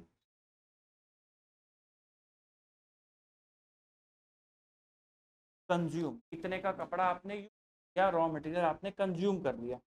फिर उसके बाद आपने और क्या क्या लगाया, और हमने वेरिएबल ओवरहेड लगाए 3 लाख रुपए के।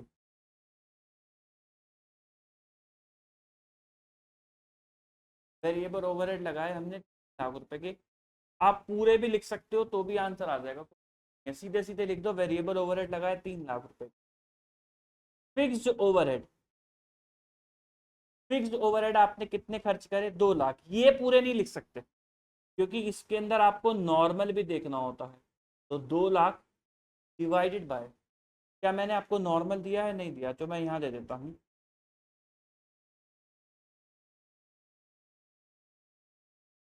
नॉर्मल आउटपुट कितना निकल करके आता है हमारा,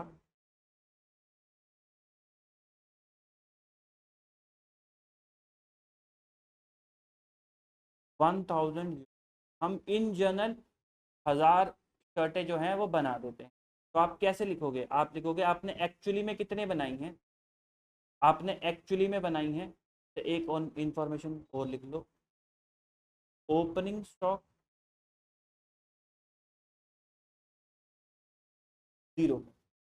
भाई आपने एक्चुअली में कितनी बनाई है, आप 1,000 मीटर कपड़ा लेकर आए थे और 200 मीटर कपड़ा आपने बचा हुआ है, आपने 800 मीटर कपड़ा यूज कर लिया। आप 1,000 मीटर कपड़ा लेकर आए थे, 200 आपने यूज कर ली, वो बचा हुआ है, तो 800 आपने यूज कर लिया।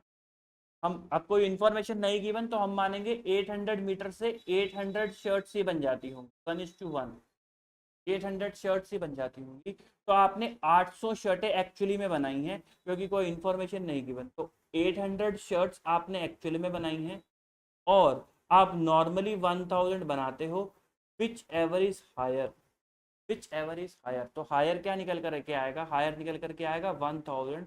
तो 2 लाख डिवाइडेड बाय 1,000, और आपने एक्चुअली में कितनी बनाई है, 800 आपने एक्चुअली बनाई है।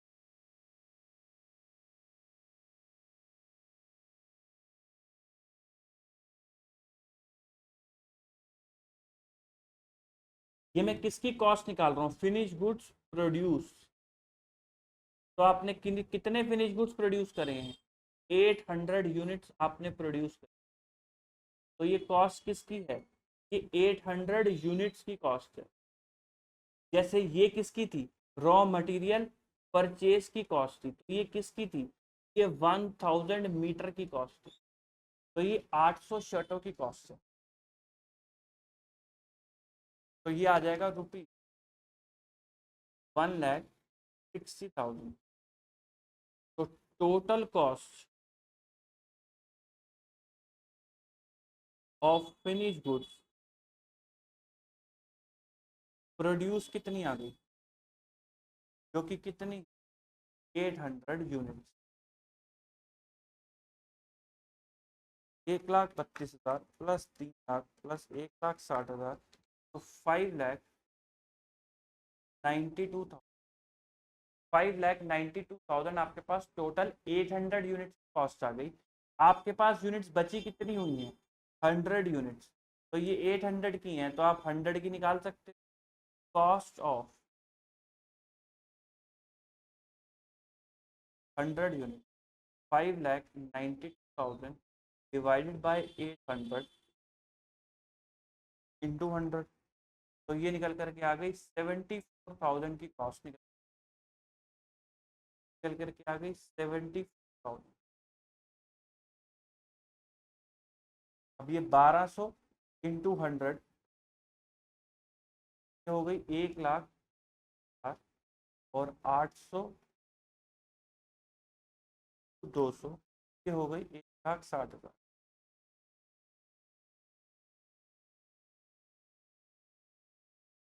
बताओ जी 7,400 और 1,20,000 विच एवर इज लोअर। तो ये तो कॉस्ट से निकल करके आ गई 74,000। अगर ये कॉस्ट आ गई तो ये भी कॉस्ट ही आएगी 33,000।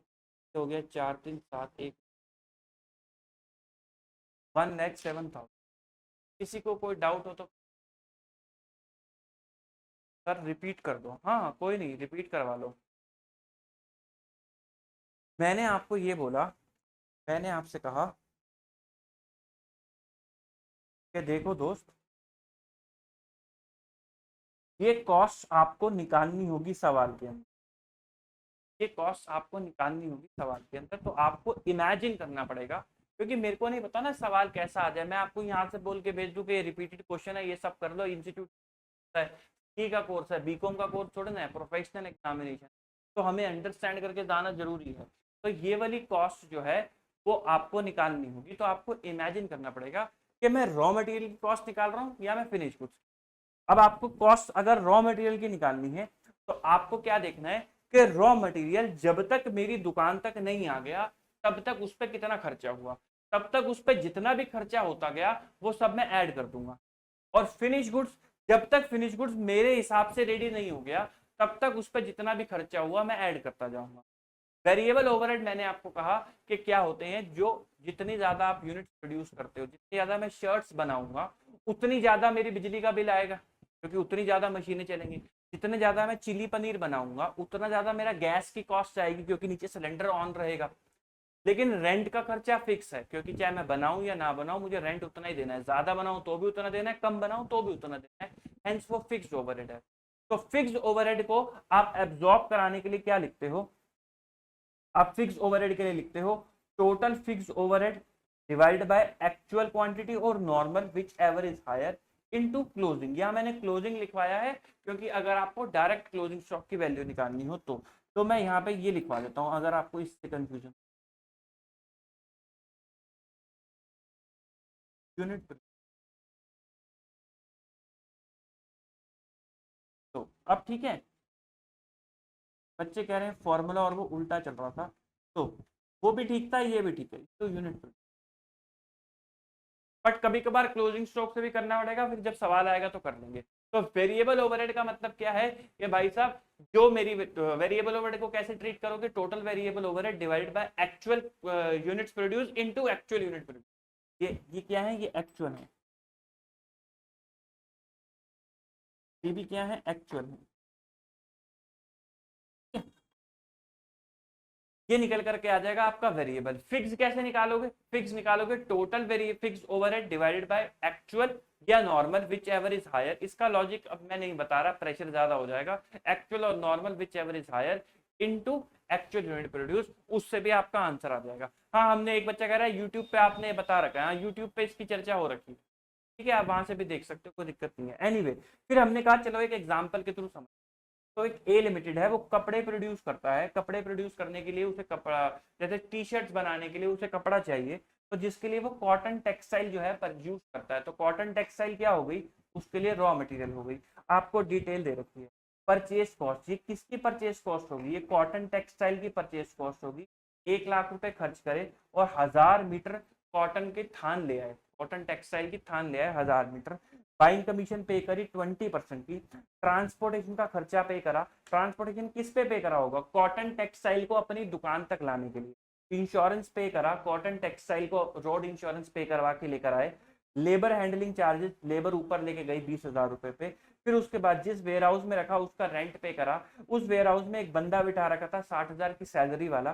फिर वेरिएबल ओवरहेड इनकर करे। वेरिएबल ओवरहेड कब इनकर करे होंगे? जब वो कॉटन टेक्सटाइल खुला होगा, फिर कटा होगा, फिर टी शर्ट में बना होगा, तब मेरा वेरिएबल ओवरहेड इनकर हुआ होगा, क्योंकि वो जब सिल रहे होंगे, जब जैसे ये सिला, ये सिला, ये पैच लगवाया, तो ये सब वेरिएबल ओवरहेड है, क्योंकि ये जब फिनिश गुड्स बन रहा होगा तभी लग रहे होंगे। अगर मैं शर्ट ना बनाता तो क्या ये सिलाई का खर्चा होता? जिस बंदे ने ये सिलाई करी, तो वो जिसने मशीन चलाई तो बिजली का बिल आया होगा, क्या वो होता? नहीं होता। क्यों? क्योंकि मैंने टी शर्ट बनाई नहीं। तो वेरिएबल ओवरहेड किसके साथ होता है? इनकर प्रोडक्शन के साथ। फिक्स ओवरहेड रेंट, भाई क्या मैं बनाऊं या ना बनाऊं, हर महीने मुझे, हर साल मुझे 2 लाख रुपए का भाड़ा तो देना ही देना है। चाहे मैं फैक्ट्री लॉक करके सो जाऊं, घर जाके 1 साल बाद आऊं, लैंडलॉर्ड बोलेगा 2 लाख रुपए दे दो, 1 साल का किराया हो गया आपका।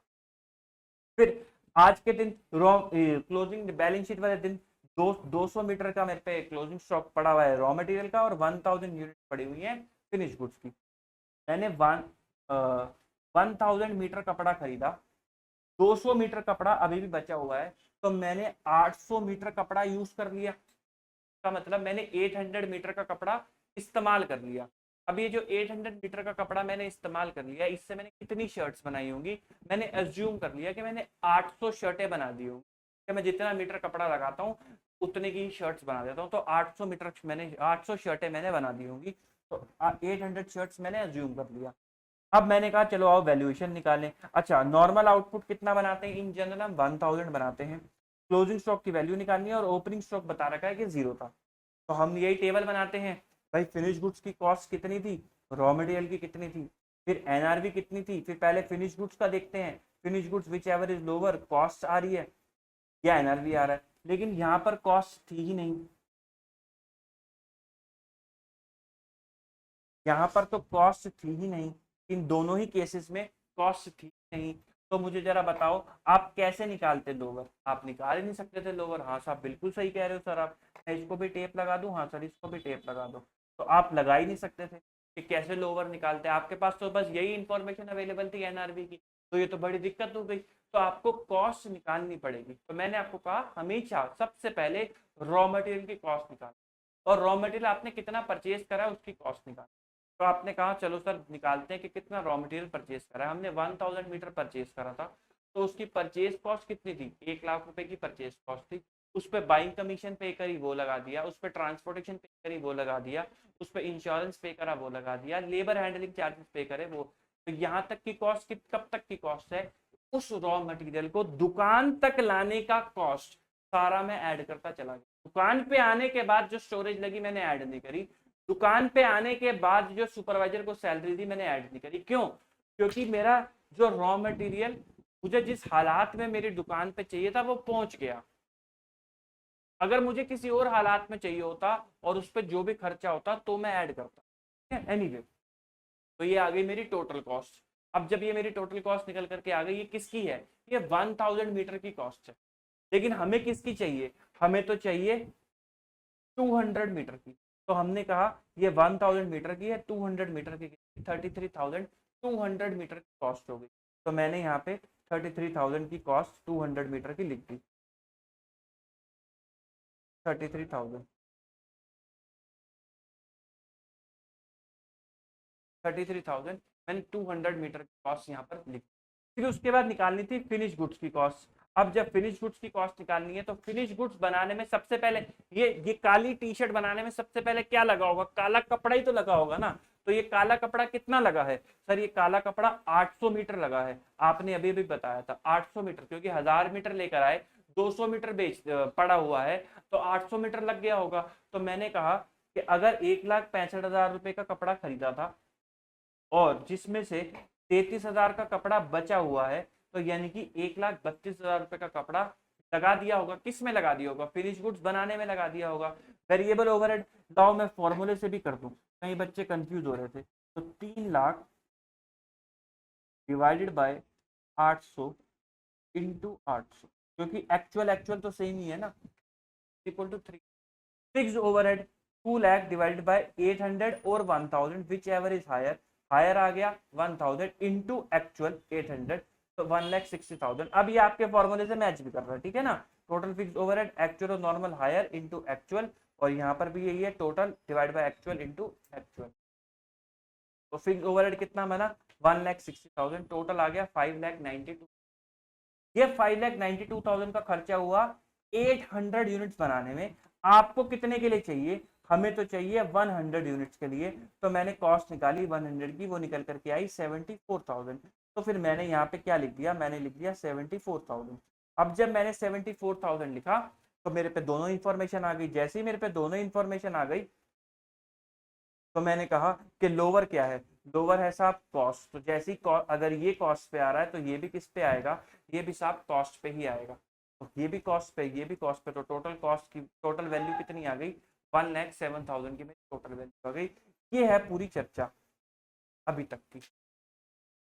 बताओ जी, यहाँ तक किसी को कोई डाउट? सब बच्चे ब्रेक ब्रेक ब्रेक कर रहे हैं, पहले डाउट बताओ।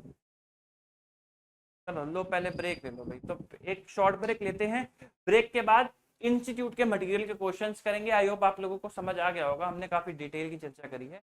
इंस्टीट्यूट के मटेरियल के क्वेश्चन करेंगे, उसके बाद आपसे मिलते हैं। तो अभी एक क्विक ब्रेक लेते हैं, फिर आपसे मिलते हैं, ठीक है।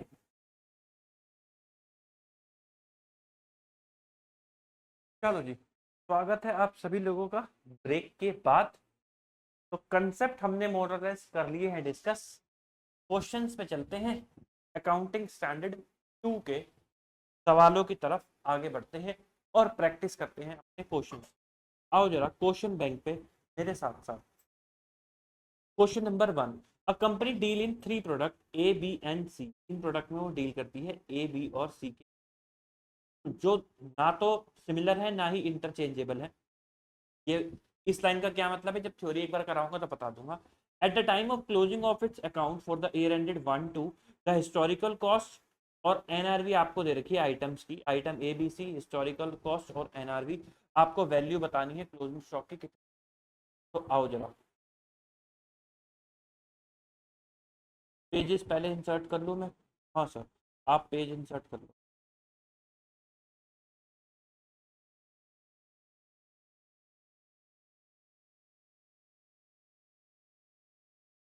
Question number 1, calculation of value of closing stock.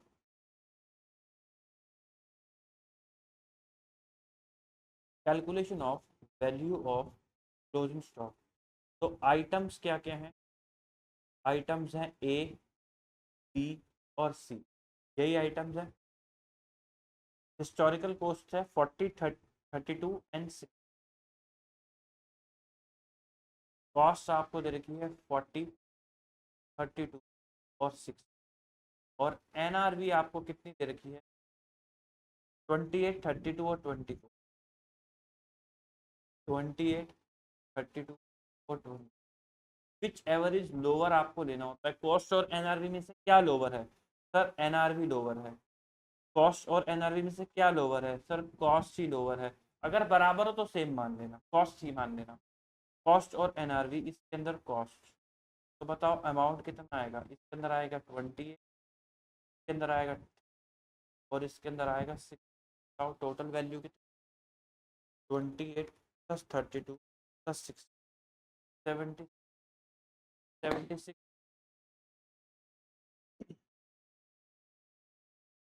Question number 2, X limited purchase करता है goods costing ₹40 lakh on 1 October, till March 75% of the stock जो था वो बेच देता है। Company wants to disclose stock closing stock at 10 lakh. Expected sale value कितनी है, 11 लाख रुपीज की है, और कमीशन कितनी है, 10% of sale is payable to the agent.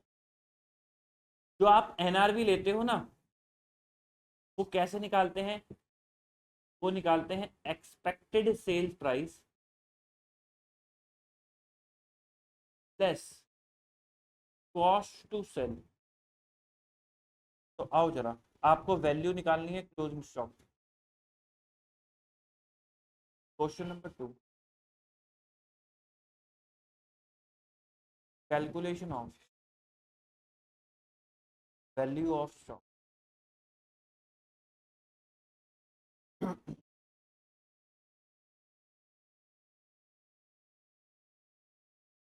Item आप किसकी बात कर रहे हो, फिनिश, उसकी कॉस्ट कितनी है, कॉस्ट है 75%, आपने बेच दिए, परचेज करे थे 40 लाख के, 75% बेच दिए तो 25% बचे होंगे, तो कॉस्ट हो गई 40 लाख का 25% इज इक्वल टू 10 लाख की कॉस्ट हो गई।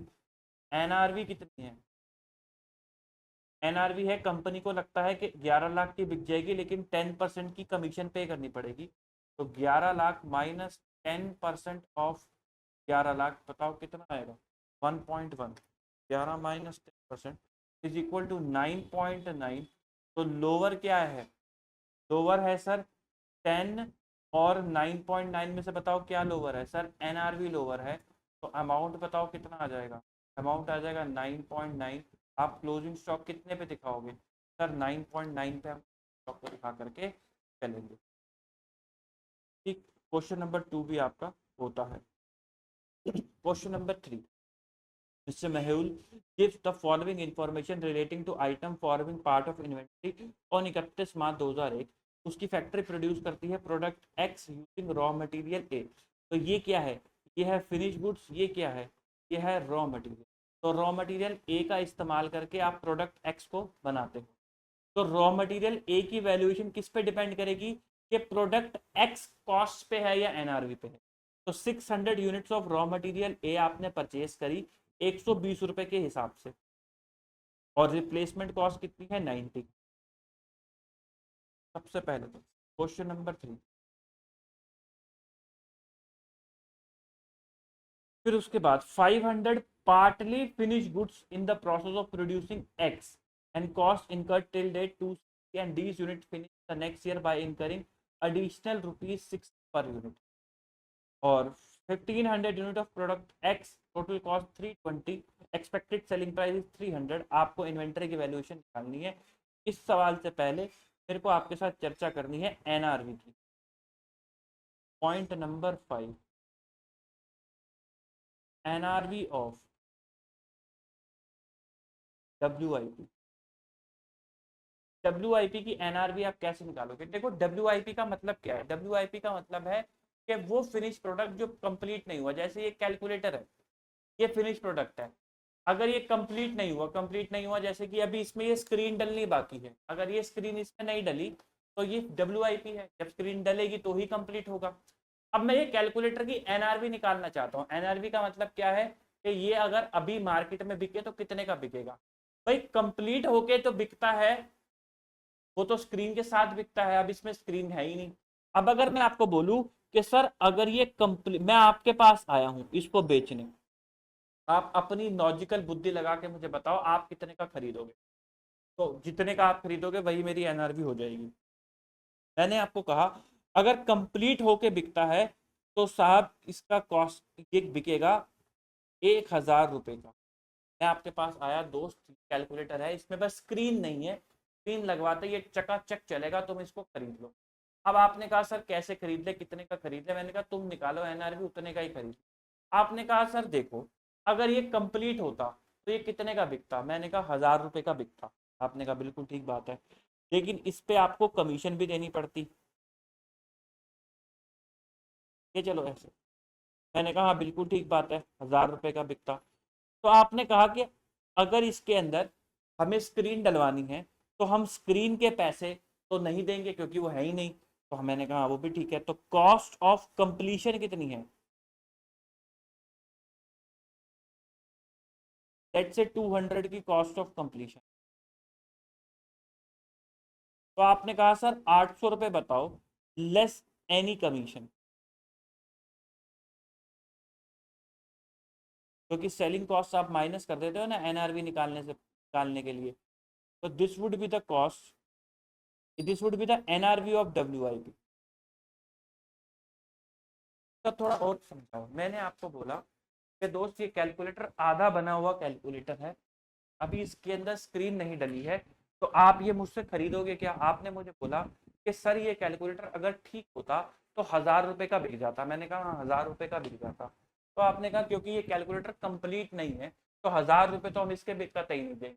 हाँ बिल्कुल ठीक बात है, 1000 रुपए नहीं बनते इसके। तो आपने कहा कि अगर स्क्रीन डलवाने का खर्चा हमें ही करना है तो हम 200 रुपये बाद में खर्च करेंगे, तो अभी आप 800 रुपये ले लो, 200 रुपये हम बाद में खर्च करके 1000 रुपये का कैलकुलेटर नया हो जाएगा हमारा, कोई दिक्कत नहीं है।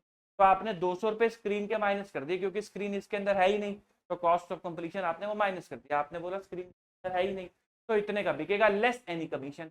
कमीशन आपको एनआरवी में माइनस करनी ही पड़ती है क्योंकि नेट रियलाइजेबल वैल्यू का मतलब क्या है? नेट रियलाइजेबल वैल्यू का मतलब है कि वो वैल्यू जो आपको डिराइव होगी आफ्टर सेलिंग कॉस्ट। तो आप एनआरवी डब्ल्यूआईपी का कुछ इस तरीके से निकालते हो। अब इस सवाल के अंदर एनआरवी निकालने को बोला है डब्ल्यूआईपी का भी, तो इसलिए अपन ने ये चर्चा कर ली। आओ जरा question number 3,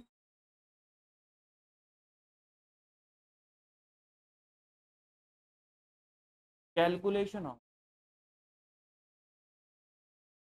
value of closing stock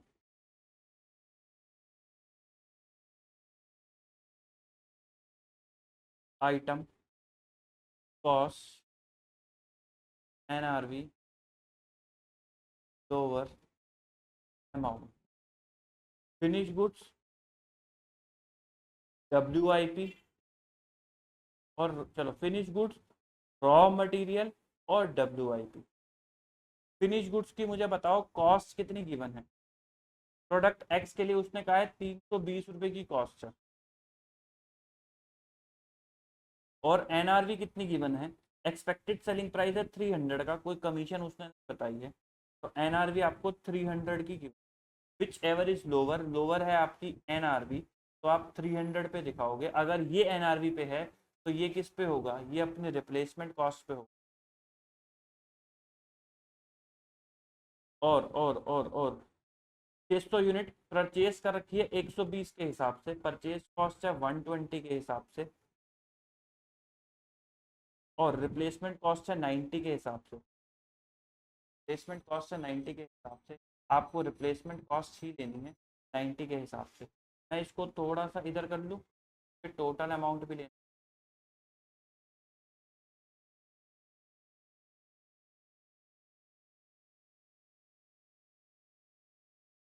अब ठीक है, ठीक। डब्ल्यू आई पी की भी बात कर लेते हैं। डब्ल्यू आई पी के लिए वो कह रहा है 500 यूनिट है, कॉस्ट अब तक कितनी इनकर कर चुकी हो?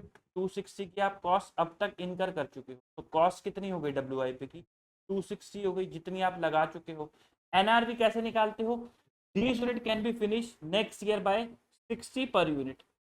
60 रुपए आपको और अभी लगाने हैं, यानी कि ये क्या है?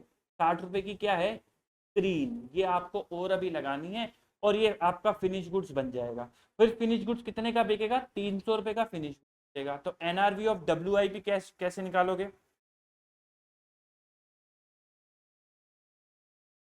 NRV of W I P, selling price of finish goods कितना है? 300 माइनस क्या अभी नहीं लगाया? कॉस्ट ऑफ कंप्लीशन, कंप्लीट करने की कॉस्ट है सर, कंप्लीट करने की कॉस्ट है 60 की। कंप्लीट करने की कॉस्ट है तो ये कितना आ गया? ये आ गया 240। क्या कोई कमीशन भी है? नहीं सर, कोई कमीशन की चर्चा ही नहीं है। तो 240 is your NR. Whichever is lower, lower क्या है? लोअर सर एनआरवी है, तो 240। यूनिट्स बताओ कितनी, अभी तो टोटल वैल्यू निकलेगी। ये पर यूनिट करा है हमने सारा। फिनिश गुड्स की यूनिट कितनी है? सर फिनिश गुड्स की यूनिट है 1500। रॉ मटेरियल की यूनिट्स कितनी है? सर रॉ मटेरियल की यूनिट्स है 600 और डब्ल्यू आई पी की है 500। 600 और 500 और अमाउंट 300 इंटू 1500, ये हो गई 4,00,000। 90 इंटू 600, ये हो गई 54,000। 240 इंटू 500, ये हो गई 1,20,000 प्लस 54,000 प्लस 4,50,000, तो ये हो गई 6,24,000 total value of your closing stock. 6,24,000 total value of your closing stock. Question number 4, on 31 March 2001 a business firm find that cost of partly finished unit 530, the unit can be finished by 1 to by an additional expenditure of 310। Finish good 750 की बिक जाएगी और payment करनी पड़ेगी 4% की brokerage on selling price. Firm seek your advice regarding the amount for the unfinished for 31 March for the preparation of final account. Assume partly finished cannot be sold in semi finish form, so NRV is 0 without processing it further। तो आप तो अपनी NRV निकालोगे। Question number 4, calculation of value of closing item cost NRV lower amount. Item क्या है? Item है WIP। WIP की cost कितनी गिवन है सर? WIP की कॉस्ट गिवन है आपको 530 रुपीज़। और NRV कितना है सर? NRV आपको निकालना पड़ेगा, तो कैलकुलेशन ऑफ NRV।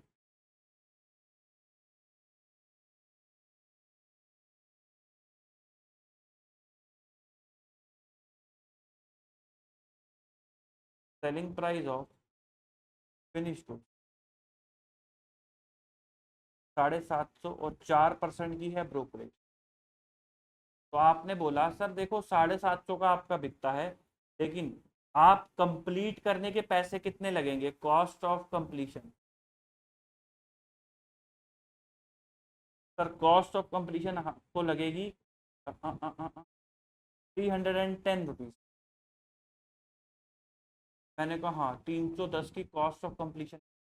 तो सर देखो इसका मतलब हम कितने रुपए देंगे? हम देंगे 440, लेकिन आपको क्या कहते हैं कमीशन भी पे करनी पड़ेगी at 4% of selling price 30 rupees. तो 410 हो गई NRV WIP। तो whichever is lower, lower क्या है? NRV है। तो 410 और यूनिट्स कितनी है? यूनिट्स दे ही नहीं रखी, तो आपका आंसर आ जाएगा 410।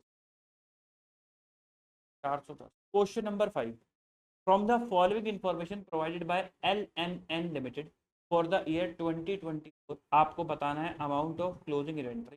सबसे पहले है रॉ मटेरियल। तो रॉ मटेरियल की वैल्यूएशन किस पे डिपेंड करेगी सर? रॉ मटेरियल की वैल्यू डिपेंड करेगी फिनिश गुड्स के ऊपर। फिनिश गुड्स यदि कॉस्ट पे तो रॉ मटेरियल कॉस्ट पे, गुड्स यदि NRV पे तो रॉ मटेरियल रिप्लेसमेंट कॉस्ट पे। क्लोजिंग यूनिट कितनी पड़ी है? 700 यूनिट्स पड़ी। डिटेल आपको दे रखी है, इतने की परचेज करी GST मिला के, इतने का ITC मिल जाएगा तो ये माइनस कर दोगे, रेट इनवर्ड ऐड कर दोगे, हैंडलिंग चार्जेस ऐड कर दोगे, रिप्लेसमेंट कॉस्ट जो है ये तो आपको कंपेयर करने के लिए दे रखी है, इससे आ जाएगी आपकी टोटल कॉस्ट, करवाऊंगा भी। फिर ये है फिनिश गुड्स। तो फिनिश गुड्स की आपको कॉस्ट निकालनी पड़ेगी। इसकी क्लोजिंग बैलेंस कितना दे रखा है? 1800 यूनिट्स का। मटीरियल इतना, लेबर इतना, डायरेक्ट ओवरहेड इतना, टोटल फिक्स ओवरहेड कितने हैं? 3,60,000। नॉर्मल नॉर्मल कैपेसिटी कितनी है? 36। एक्चुअल कितनी है? 30,000। आप क्या लोगे? हायर। तो हायर क्या है? हायर हो गया 36,000। तो आपको हायर लेनी है 36,000 की। ठीक है, आपको निकालनी है दोनों की। आपको NRV दे रखी है, value of finish goods. Case दे रखे, केस नंबर A और केस नंबर B आपको दे रखा है 500 और 300। आपको आंसर देना है। तो question number 5, case number A, जब NRV ऑफ FG कितनी है? 500। तो आओ जरा, calculation of value of finish good, calculation of value of finish. जो बच्चे रिकॉर्डेड में देखेंगे प्लीज वीडियो को रोक के एक बार खुद सॉल्व करना, फिर देखना हमसे हो रहा है या नहीं, क्योंकि ऐसा ही इससे ज्यादा बढ़िया एग्जाम्पल हम करके आए हैं, तो इसको करके देखना हो रहा है या नहीं। ना हो तो बढ़िया है, ना हो तो और भी ज्यादा बढ़िया है, क्योंकि फिर आपको पता चलेगा आप कहाँ गलती कर रहे हो और आप उसको ठीक कर पाओगे, बट करके जरूर देखें। Items, cost, NRB, lower, amount. Item में डालो फिनिश गुड्स, फिर डालो रॉ मटेरियल। फिनिश गुड्स की कॉस्ट आपको निकालनी पड़ेगी। एनआरबी उसने आपको दे रखी है कितनी, 500। एनआरबी हो गई 500। रॉ मटेरियल की रिप्लेसमेंट कॉस्ट कितनी दे रखी है, 200।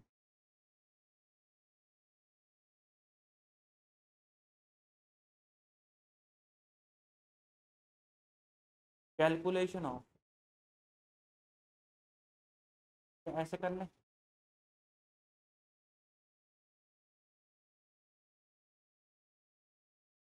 केस बी, जब एनआरबी ऑफ फिनिश गुड्स की फीस 580,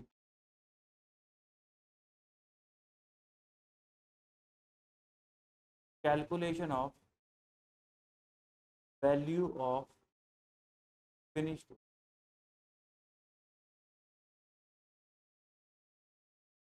आइटम्स, कॉस्ट, एनआरबी और रिप्लेसमेंट कॉस्ट और लोअर फिनिश गुड्स और रॉ मटेरियल। एनआरबी कितनी दे रखी है, 580, और ये कितना दे रखा है, 200। इस दोनों से ही आपका निकल जाएगा आंसर। आपको क्या निकालना है, कॉस्ट निकालनी है दोनों की। कैलकुलेशन ऑफ कॉस्ट ऑफ, मैंने क्या कहा था सबसे पहले, रॉ मटेरियल की निकाल। Calculation of cost of raw material.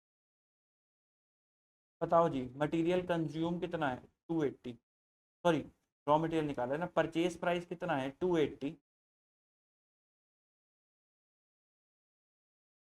Purchase cost 280 less IT कितना है, आईटीसी है 25 रुपये।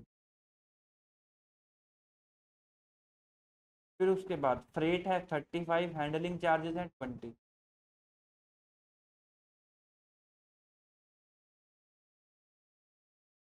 फ्रेट इनवॉर्ड है 35 और हैंडलिंग चार्जेस हैं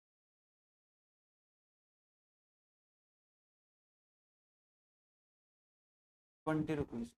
तो ये टोटल आ जाएगा 280 minus 25 plus 35 plus 20, 310।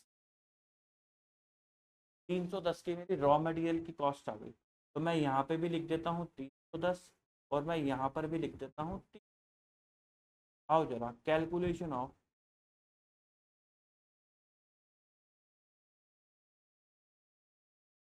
Cost of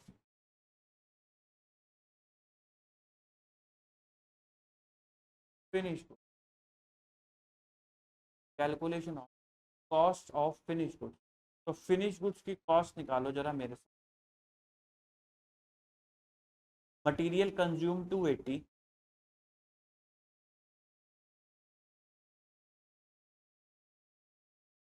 के बाद labour 80, direct overhead 40। Labour 80, overhead 40। फिर उसके बाद फिक्स्ड ओवरहेड। फिक्स ओवरहेड कितने पे निकालते हो सर, फिक्स ओवरहेड हम निकालते हैं हायर पे, जो कि है 36,000। तो वो निकल कर आके आ गया 3,60,000 डिवाइडेड बाय 36,000, ये हो गया 10 रुपीज। 280 प्लस 80 प्लस 50, तो ये हो गया 400। तो कॉस्ट कितनी, 400। 400, ये सब मैंने पर यूनिट निकाला है, ये सब मैंने पर यूनिट निकाला। तो बताओ जी, लोअर क्या आ रहा है, लोअर आ रही है कॉस्ट, अगर ये कॉस्ट तो ये भी कॉस्ट। बताओ लोअर क्या आ रहा है, लोअर आ रही है, ये तो लोअर कॉस्ट ही आ रही है, तो फर्क क्या पड़ गया।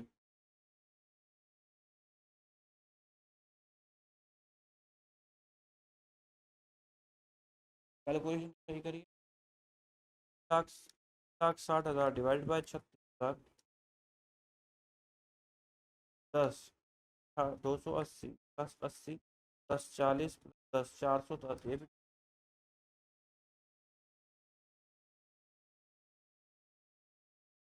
410 और 580।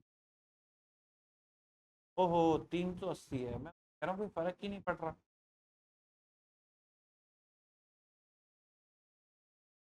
लेवल इज लोअर, तो लोअर क्या है, लोअर है एनआरबी। और रॉ मटेरियल फिर किस पे होगा, रिप्लेसमेंट कॉस्ट पे। तो अमाउंट कितना आ जाएगा, आ जाएगा 380, और इसमें आ जाएगा 200, इधर आ जाएगा 410 और 310।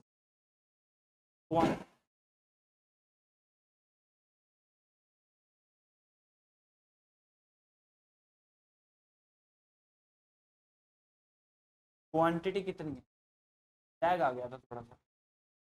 क्वांटिटी बताओ जी। क्लोजिंग बैलेंस इसका दे रखा है 800, 1800। फिनिश गुड का दे रखा है 1800, और रॉ मटेरियल का, रॉ मटेरियल का कितना दे रखा है, रॉ मटेरियल का दे रखा है 700।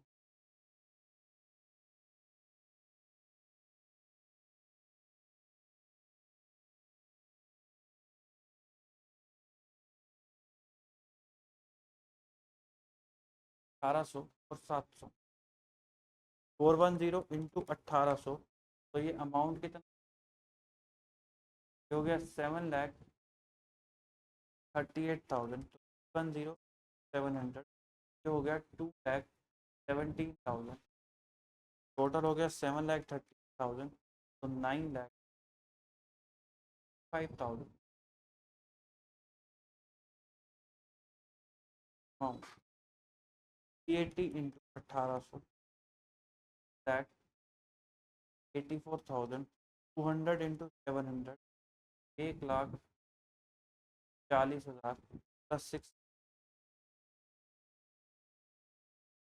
6,24,000, तो 955 और 820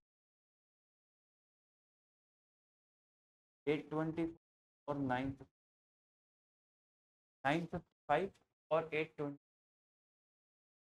आपने पर यूनिट का बट मल्टीप्लाई नहीं करा, एग्जाम्पल में आपने मल्टीप्लाई भी करवाया था। ओके, इसीलिए मैंने ना फॉर्मूले में क्लोजिंग स्टॉक लिखवाया था। आप ना, आपके साथ प्रॉब्लम पता है क्या है, आपके साथ प्रॉब्लम ये है कि मैं आपको आपको डिस्कशन करने के लिए बोल रहा होता हूँ कि डिस्कस करो अपनी बातें मेरे साथ, डिस्कस करो। आपके दिमाग में अनशन डाउट भी आ रहा है, वो भी डिस्कस करो, क्योंकि जब तक मुझसे मुझे पैसे क्यों दे रहे हो, खाली ये सीखने के लिए। ये आपको, आप एक काम करो, मटेरियल उठा लो, क्वेश्चन में मैंने लिखा हुआ है ना, मैंने कहाँ से सवाल उठाया है। आप 5-6 सवाल पढ़ोगे, आपको खुद ही समझ में आ जाएगा कि करना क्या है, अगर रट्टा ही लगाना है। मुझे पैसे दे रहे हो ताकि डिस्कस करके अपनी बुद्धि खोल सको, मेरे एक्सपीरियंस को यूज करके अपनी बुद्धि को खोल सको, ताकि जब कल को सर्विसेज देने जाओ तो बेटर सर्विसेज दे पाओ, क्योंकि बुद्धि ऑलरेडी खुली होगी। आपने तुरंत रट्टा मार दिया फिक्स ओवरहेड के क्वेश्चन का, जो मैंने एग्जांपल करा कि this divide by this multiply by this, this divide by this multiply by this, मेरा काम खत्म हो जाए। लेकिन ऐसे फंस जाओगे। मुझे जरा एक बात बताओ, जब हमने ये एग्जाम्पल करा था, मैंने गला फाड़ फाड़ के बोला था आपको, क्या बोला था, कि मैं 800 यूनिट्स की कॉस्ट निकाल रहा हूँ। किसकी निकाल रहा हूँ, 800 यूनिट्स की कॉस्ट निकाल रहा हूँ। तो मैंने 800 से मल्टीप्लाई करा। यहाँ पर, यहाँ पर आप पर यूनिट निकाल रहे हो, पर यूनिट निकाल रहे हो, तो एक यूनिट से करने के लिए किससे मल्टीप्लाई करूंगा, एक से। ये क्या है, ये है 4, 1 यूनिट, एक से। और फिर मैंने टोटल यूनिट से मल्टीप्लाई कर दिया, तो मेरा टोटल अमाउंट आ गया। अब इसमें रट्टा नहीं मारना आपको, ठीक है, इसमें रट्टा नहीं मारना, कंसेप्चुअली समझना है।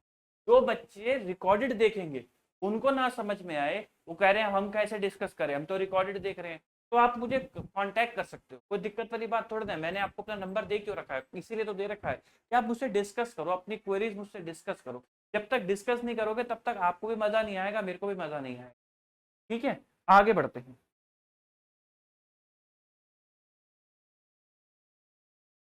Question number question number 6। Kirti Limited is in a business of manufacturing and computer. During the year ended 31 March 2024, the company manufactured 550 computer. ये मैन्युफैक्चर करे हैं उन्होंने। It has the policy of valuing finished stock of goods at a standard cost of 1.8 lakh पर computer. उनकी policy है कि वो अपने फिनिश गुड्स को 1.8 लाख पर कंप्यूटर के हिसाब से वैल्यू करते हैं। कॉस्ट की डिटेल आपको दे रखी है, raw material, consume, labour, variable overhead, और ये इन लाख दे रखी है। और fix production overhead including interest कितना है, 100 लाख रुपीज का interest. Calculate the value cost per computer for the purpose of closing stock आपको निकालनी है। चलो जी, कॉस्ट पर कंप्यूटर निकालनी है। तो यानी कि ये वाला जो ये वाला आप पार्ट करते हो ना, ये वाला calculation of cost of finish, वही मांगा है उसको। Question number 5।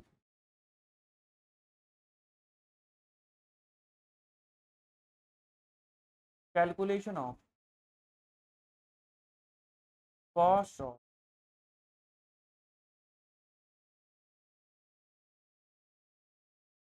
Finish goods.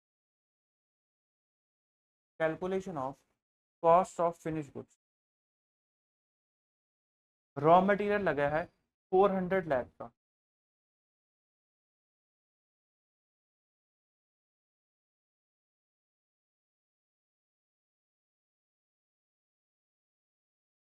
Labour लगी है 250 लाख की।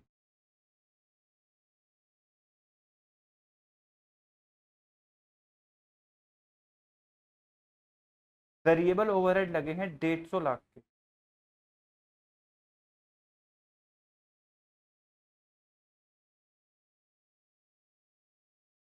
डेढ़ सौ lakh divided by actual output कितना बनाया आपने, सर हमने एक्चुअल बनाया 550 कंप्यूटर, डिवाइडेड बाय 550 इंटू 550। ये आप पूरी की पूरी कॉस्ट लिख रहे हो, तो ये आप किसकी निकाल रहे हो, ये हम निकाल रहे हैं 550 कंप्यूटर की कॉस्ट निकाल रहे हैं। तो ये कितना आ जाएगा, ये आ जाएगा 150 lakh. Fixed overhead, fix overhead में इंटरेस्ट है 100 लाख, तो इंटरेस्ट को आप इन्वेंट्री के अंदर नहीं जोड़ते। एक ही केस है जिसमें आप जोड़ते हो, वो जब मैं आपको अकाउंटिंग स्टैंडर्ड 16 पढ़ाऊंगा तो आपको समझ में आएगा, बट अभी के लिए आप इतना मान सकते हो, हाँ हम इन्वेंट्री इसको नहीं जोड़ते। तो 290 में से आपको 100 माइनस करना पड़ेगा। 290 लाख में से माइनस कर दो 100 लाख। फिर एक्चुअल और नॉर्मल, क्या उसने नॉर्मल आपको बताया है, नहीं बताया। आपके लिए एक्चुअली नॉर्मल है, डिवाइडेड बाय 550 इंटू 550, तो ये हो जाएगा 190। तो कॉस्ट ऑफ 550 कंप्यूटर बताओ कितनी, 400 प्लस 250 प्लस 150 प्लस 190, तो 990 आ गई कॉस्ट ऑफ 550 कंप्यूटर। क्या है, कॉस्ट ऑफ 550 कंप्यूटर, और कॉस्ट ऑफ पर कंप्यूटर मतलब वन कंप्यूटर, वन लिखते थे भाई, दिक्कत हो जाएगी। वन कंप्यूटर कैसे निकालोगे, 990 लैक्स डिवाइडेड बाय 550, तो 1.8 लाख, ये आ गई आपकी पर computer.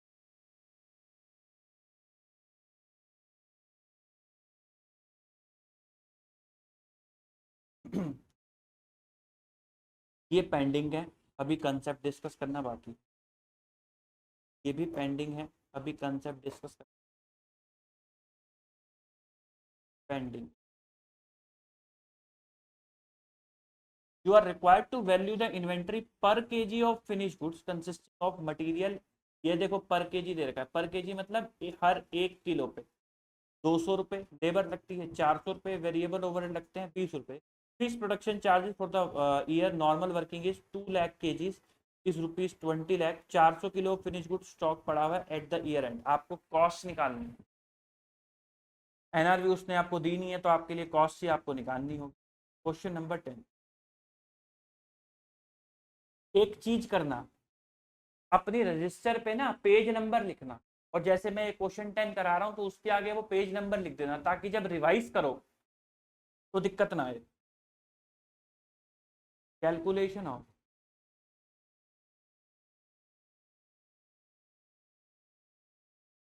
Value of finish good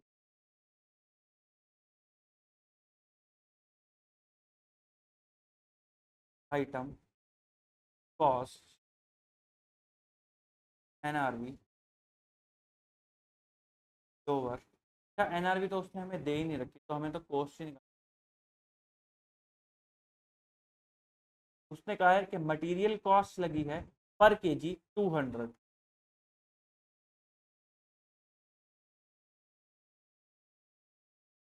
और 1 केजी निकाल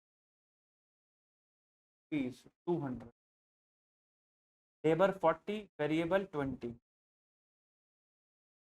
लेबर लगी है 40, variable overhead 20 divided by 1 into 1 तो 20। फिक्स्ड ओवरहेड, फिक्स ओवरहेड कितने हैं, 20 लाख रुपए लगे हैं, और नॉर्मल कितने हैं 2 लाख, और आपको एक के लिए निकालना है। तो 20 lakh divided bye 2 lakh into 1 तो हो जाएगा 10। बस इतना, 4 तो 6 और 1 7, 70 पर केजी आ गया, 270 पर केजी, 70 पर केजी, और टोटल कितने हैं 4000, तो मल्टीप्लाई करके टोटल वैल्यू।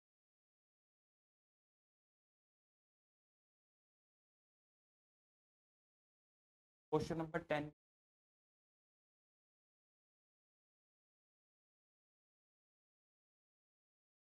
ये अभी आप पेंडिंग छोड़ दो, मेरे को कंसेप्ट डिस्कस कर।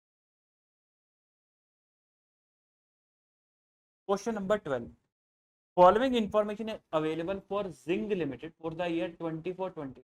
रॉ मटेरियल, ये नीचे आना चाहिए था, ऊपर है। रॉ मटेरियल की दे रखी है आपको डिटेल, इतनी, क्लोजिंग स्टॉक इतना है, कॉस्ट प्राइस इतना, रिप्लेसमेंट कॉस्ट इतना। फिर finish product, finish product FP1 और FP2, प्रोडक्शन और क्लोजिंग स्टॉक आपको दे रखा है। मटेरियल लगा इतना, डायरेक्ट लेबर इतना, डायरेक्ट एक्सपेंस इतना। फिर फिक्स ओवरहेड कितने हैं 95,000 के हैं, जो इंक्लूड करता है गोडाउन रेंट कितने का 15,000 रुपये का। अच्छा भाई, ये मेन प्रोडक्ट, ये सॉरी, ये बाद में करेंगे। इसके अंदर ना ये मेन प्रोडक्ट और बाय प्रोडक्ट का कॉन्सेप्ट है, वो मैंने अभी आपको नहीं, इसको बाद में करेंगे।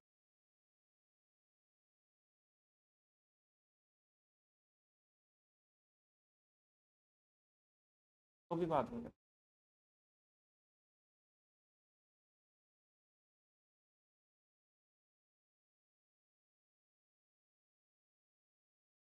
चलो जी, कॉन्सेप्ट अगले हमारे रह गए हैं मेन प्रोडक्ट, बाय प्रोडक्ट वाला, और नॉर्मल लॉस और एबनॉर्मल लॉस वाला। वो कल करेंगे, फिर बाकी के बैलेंस क्वेश्चन करेंगे, तो हमारा AS2 भी हो जाएगा समाप्त।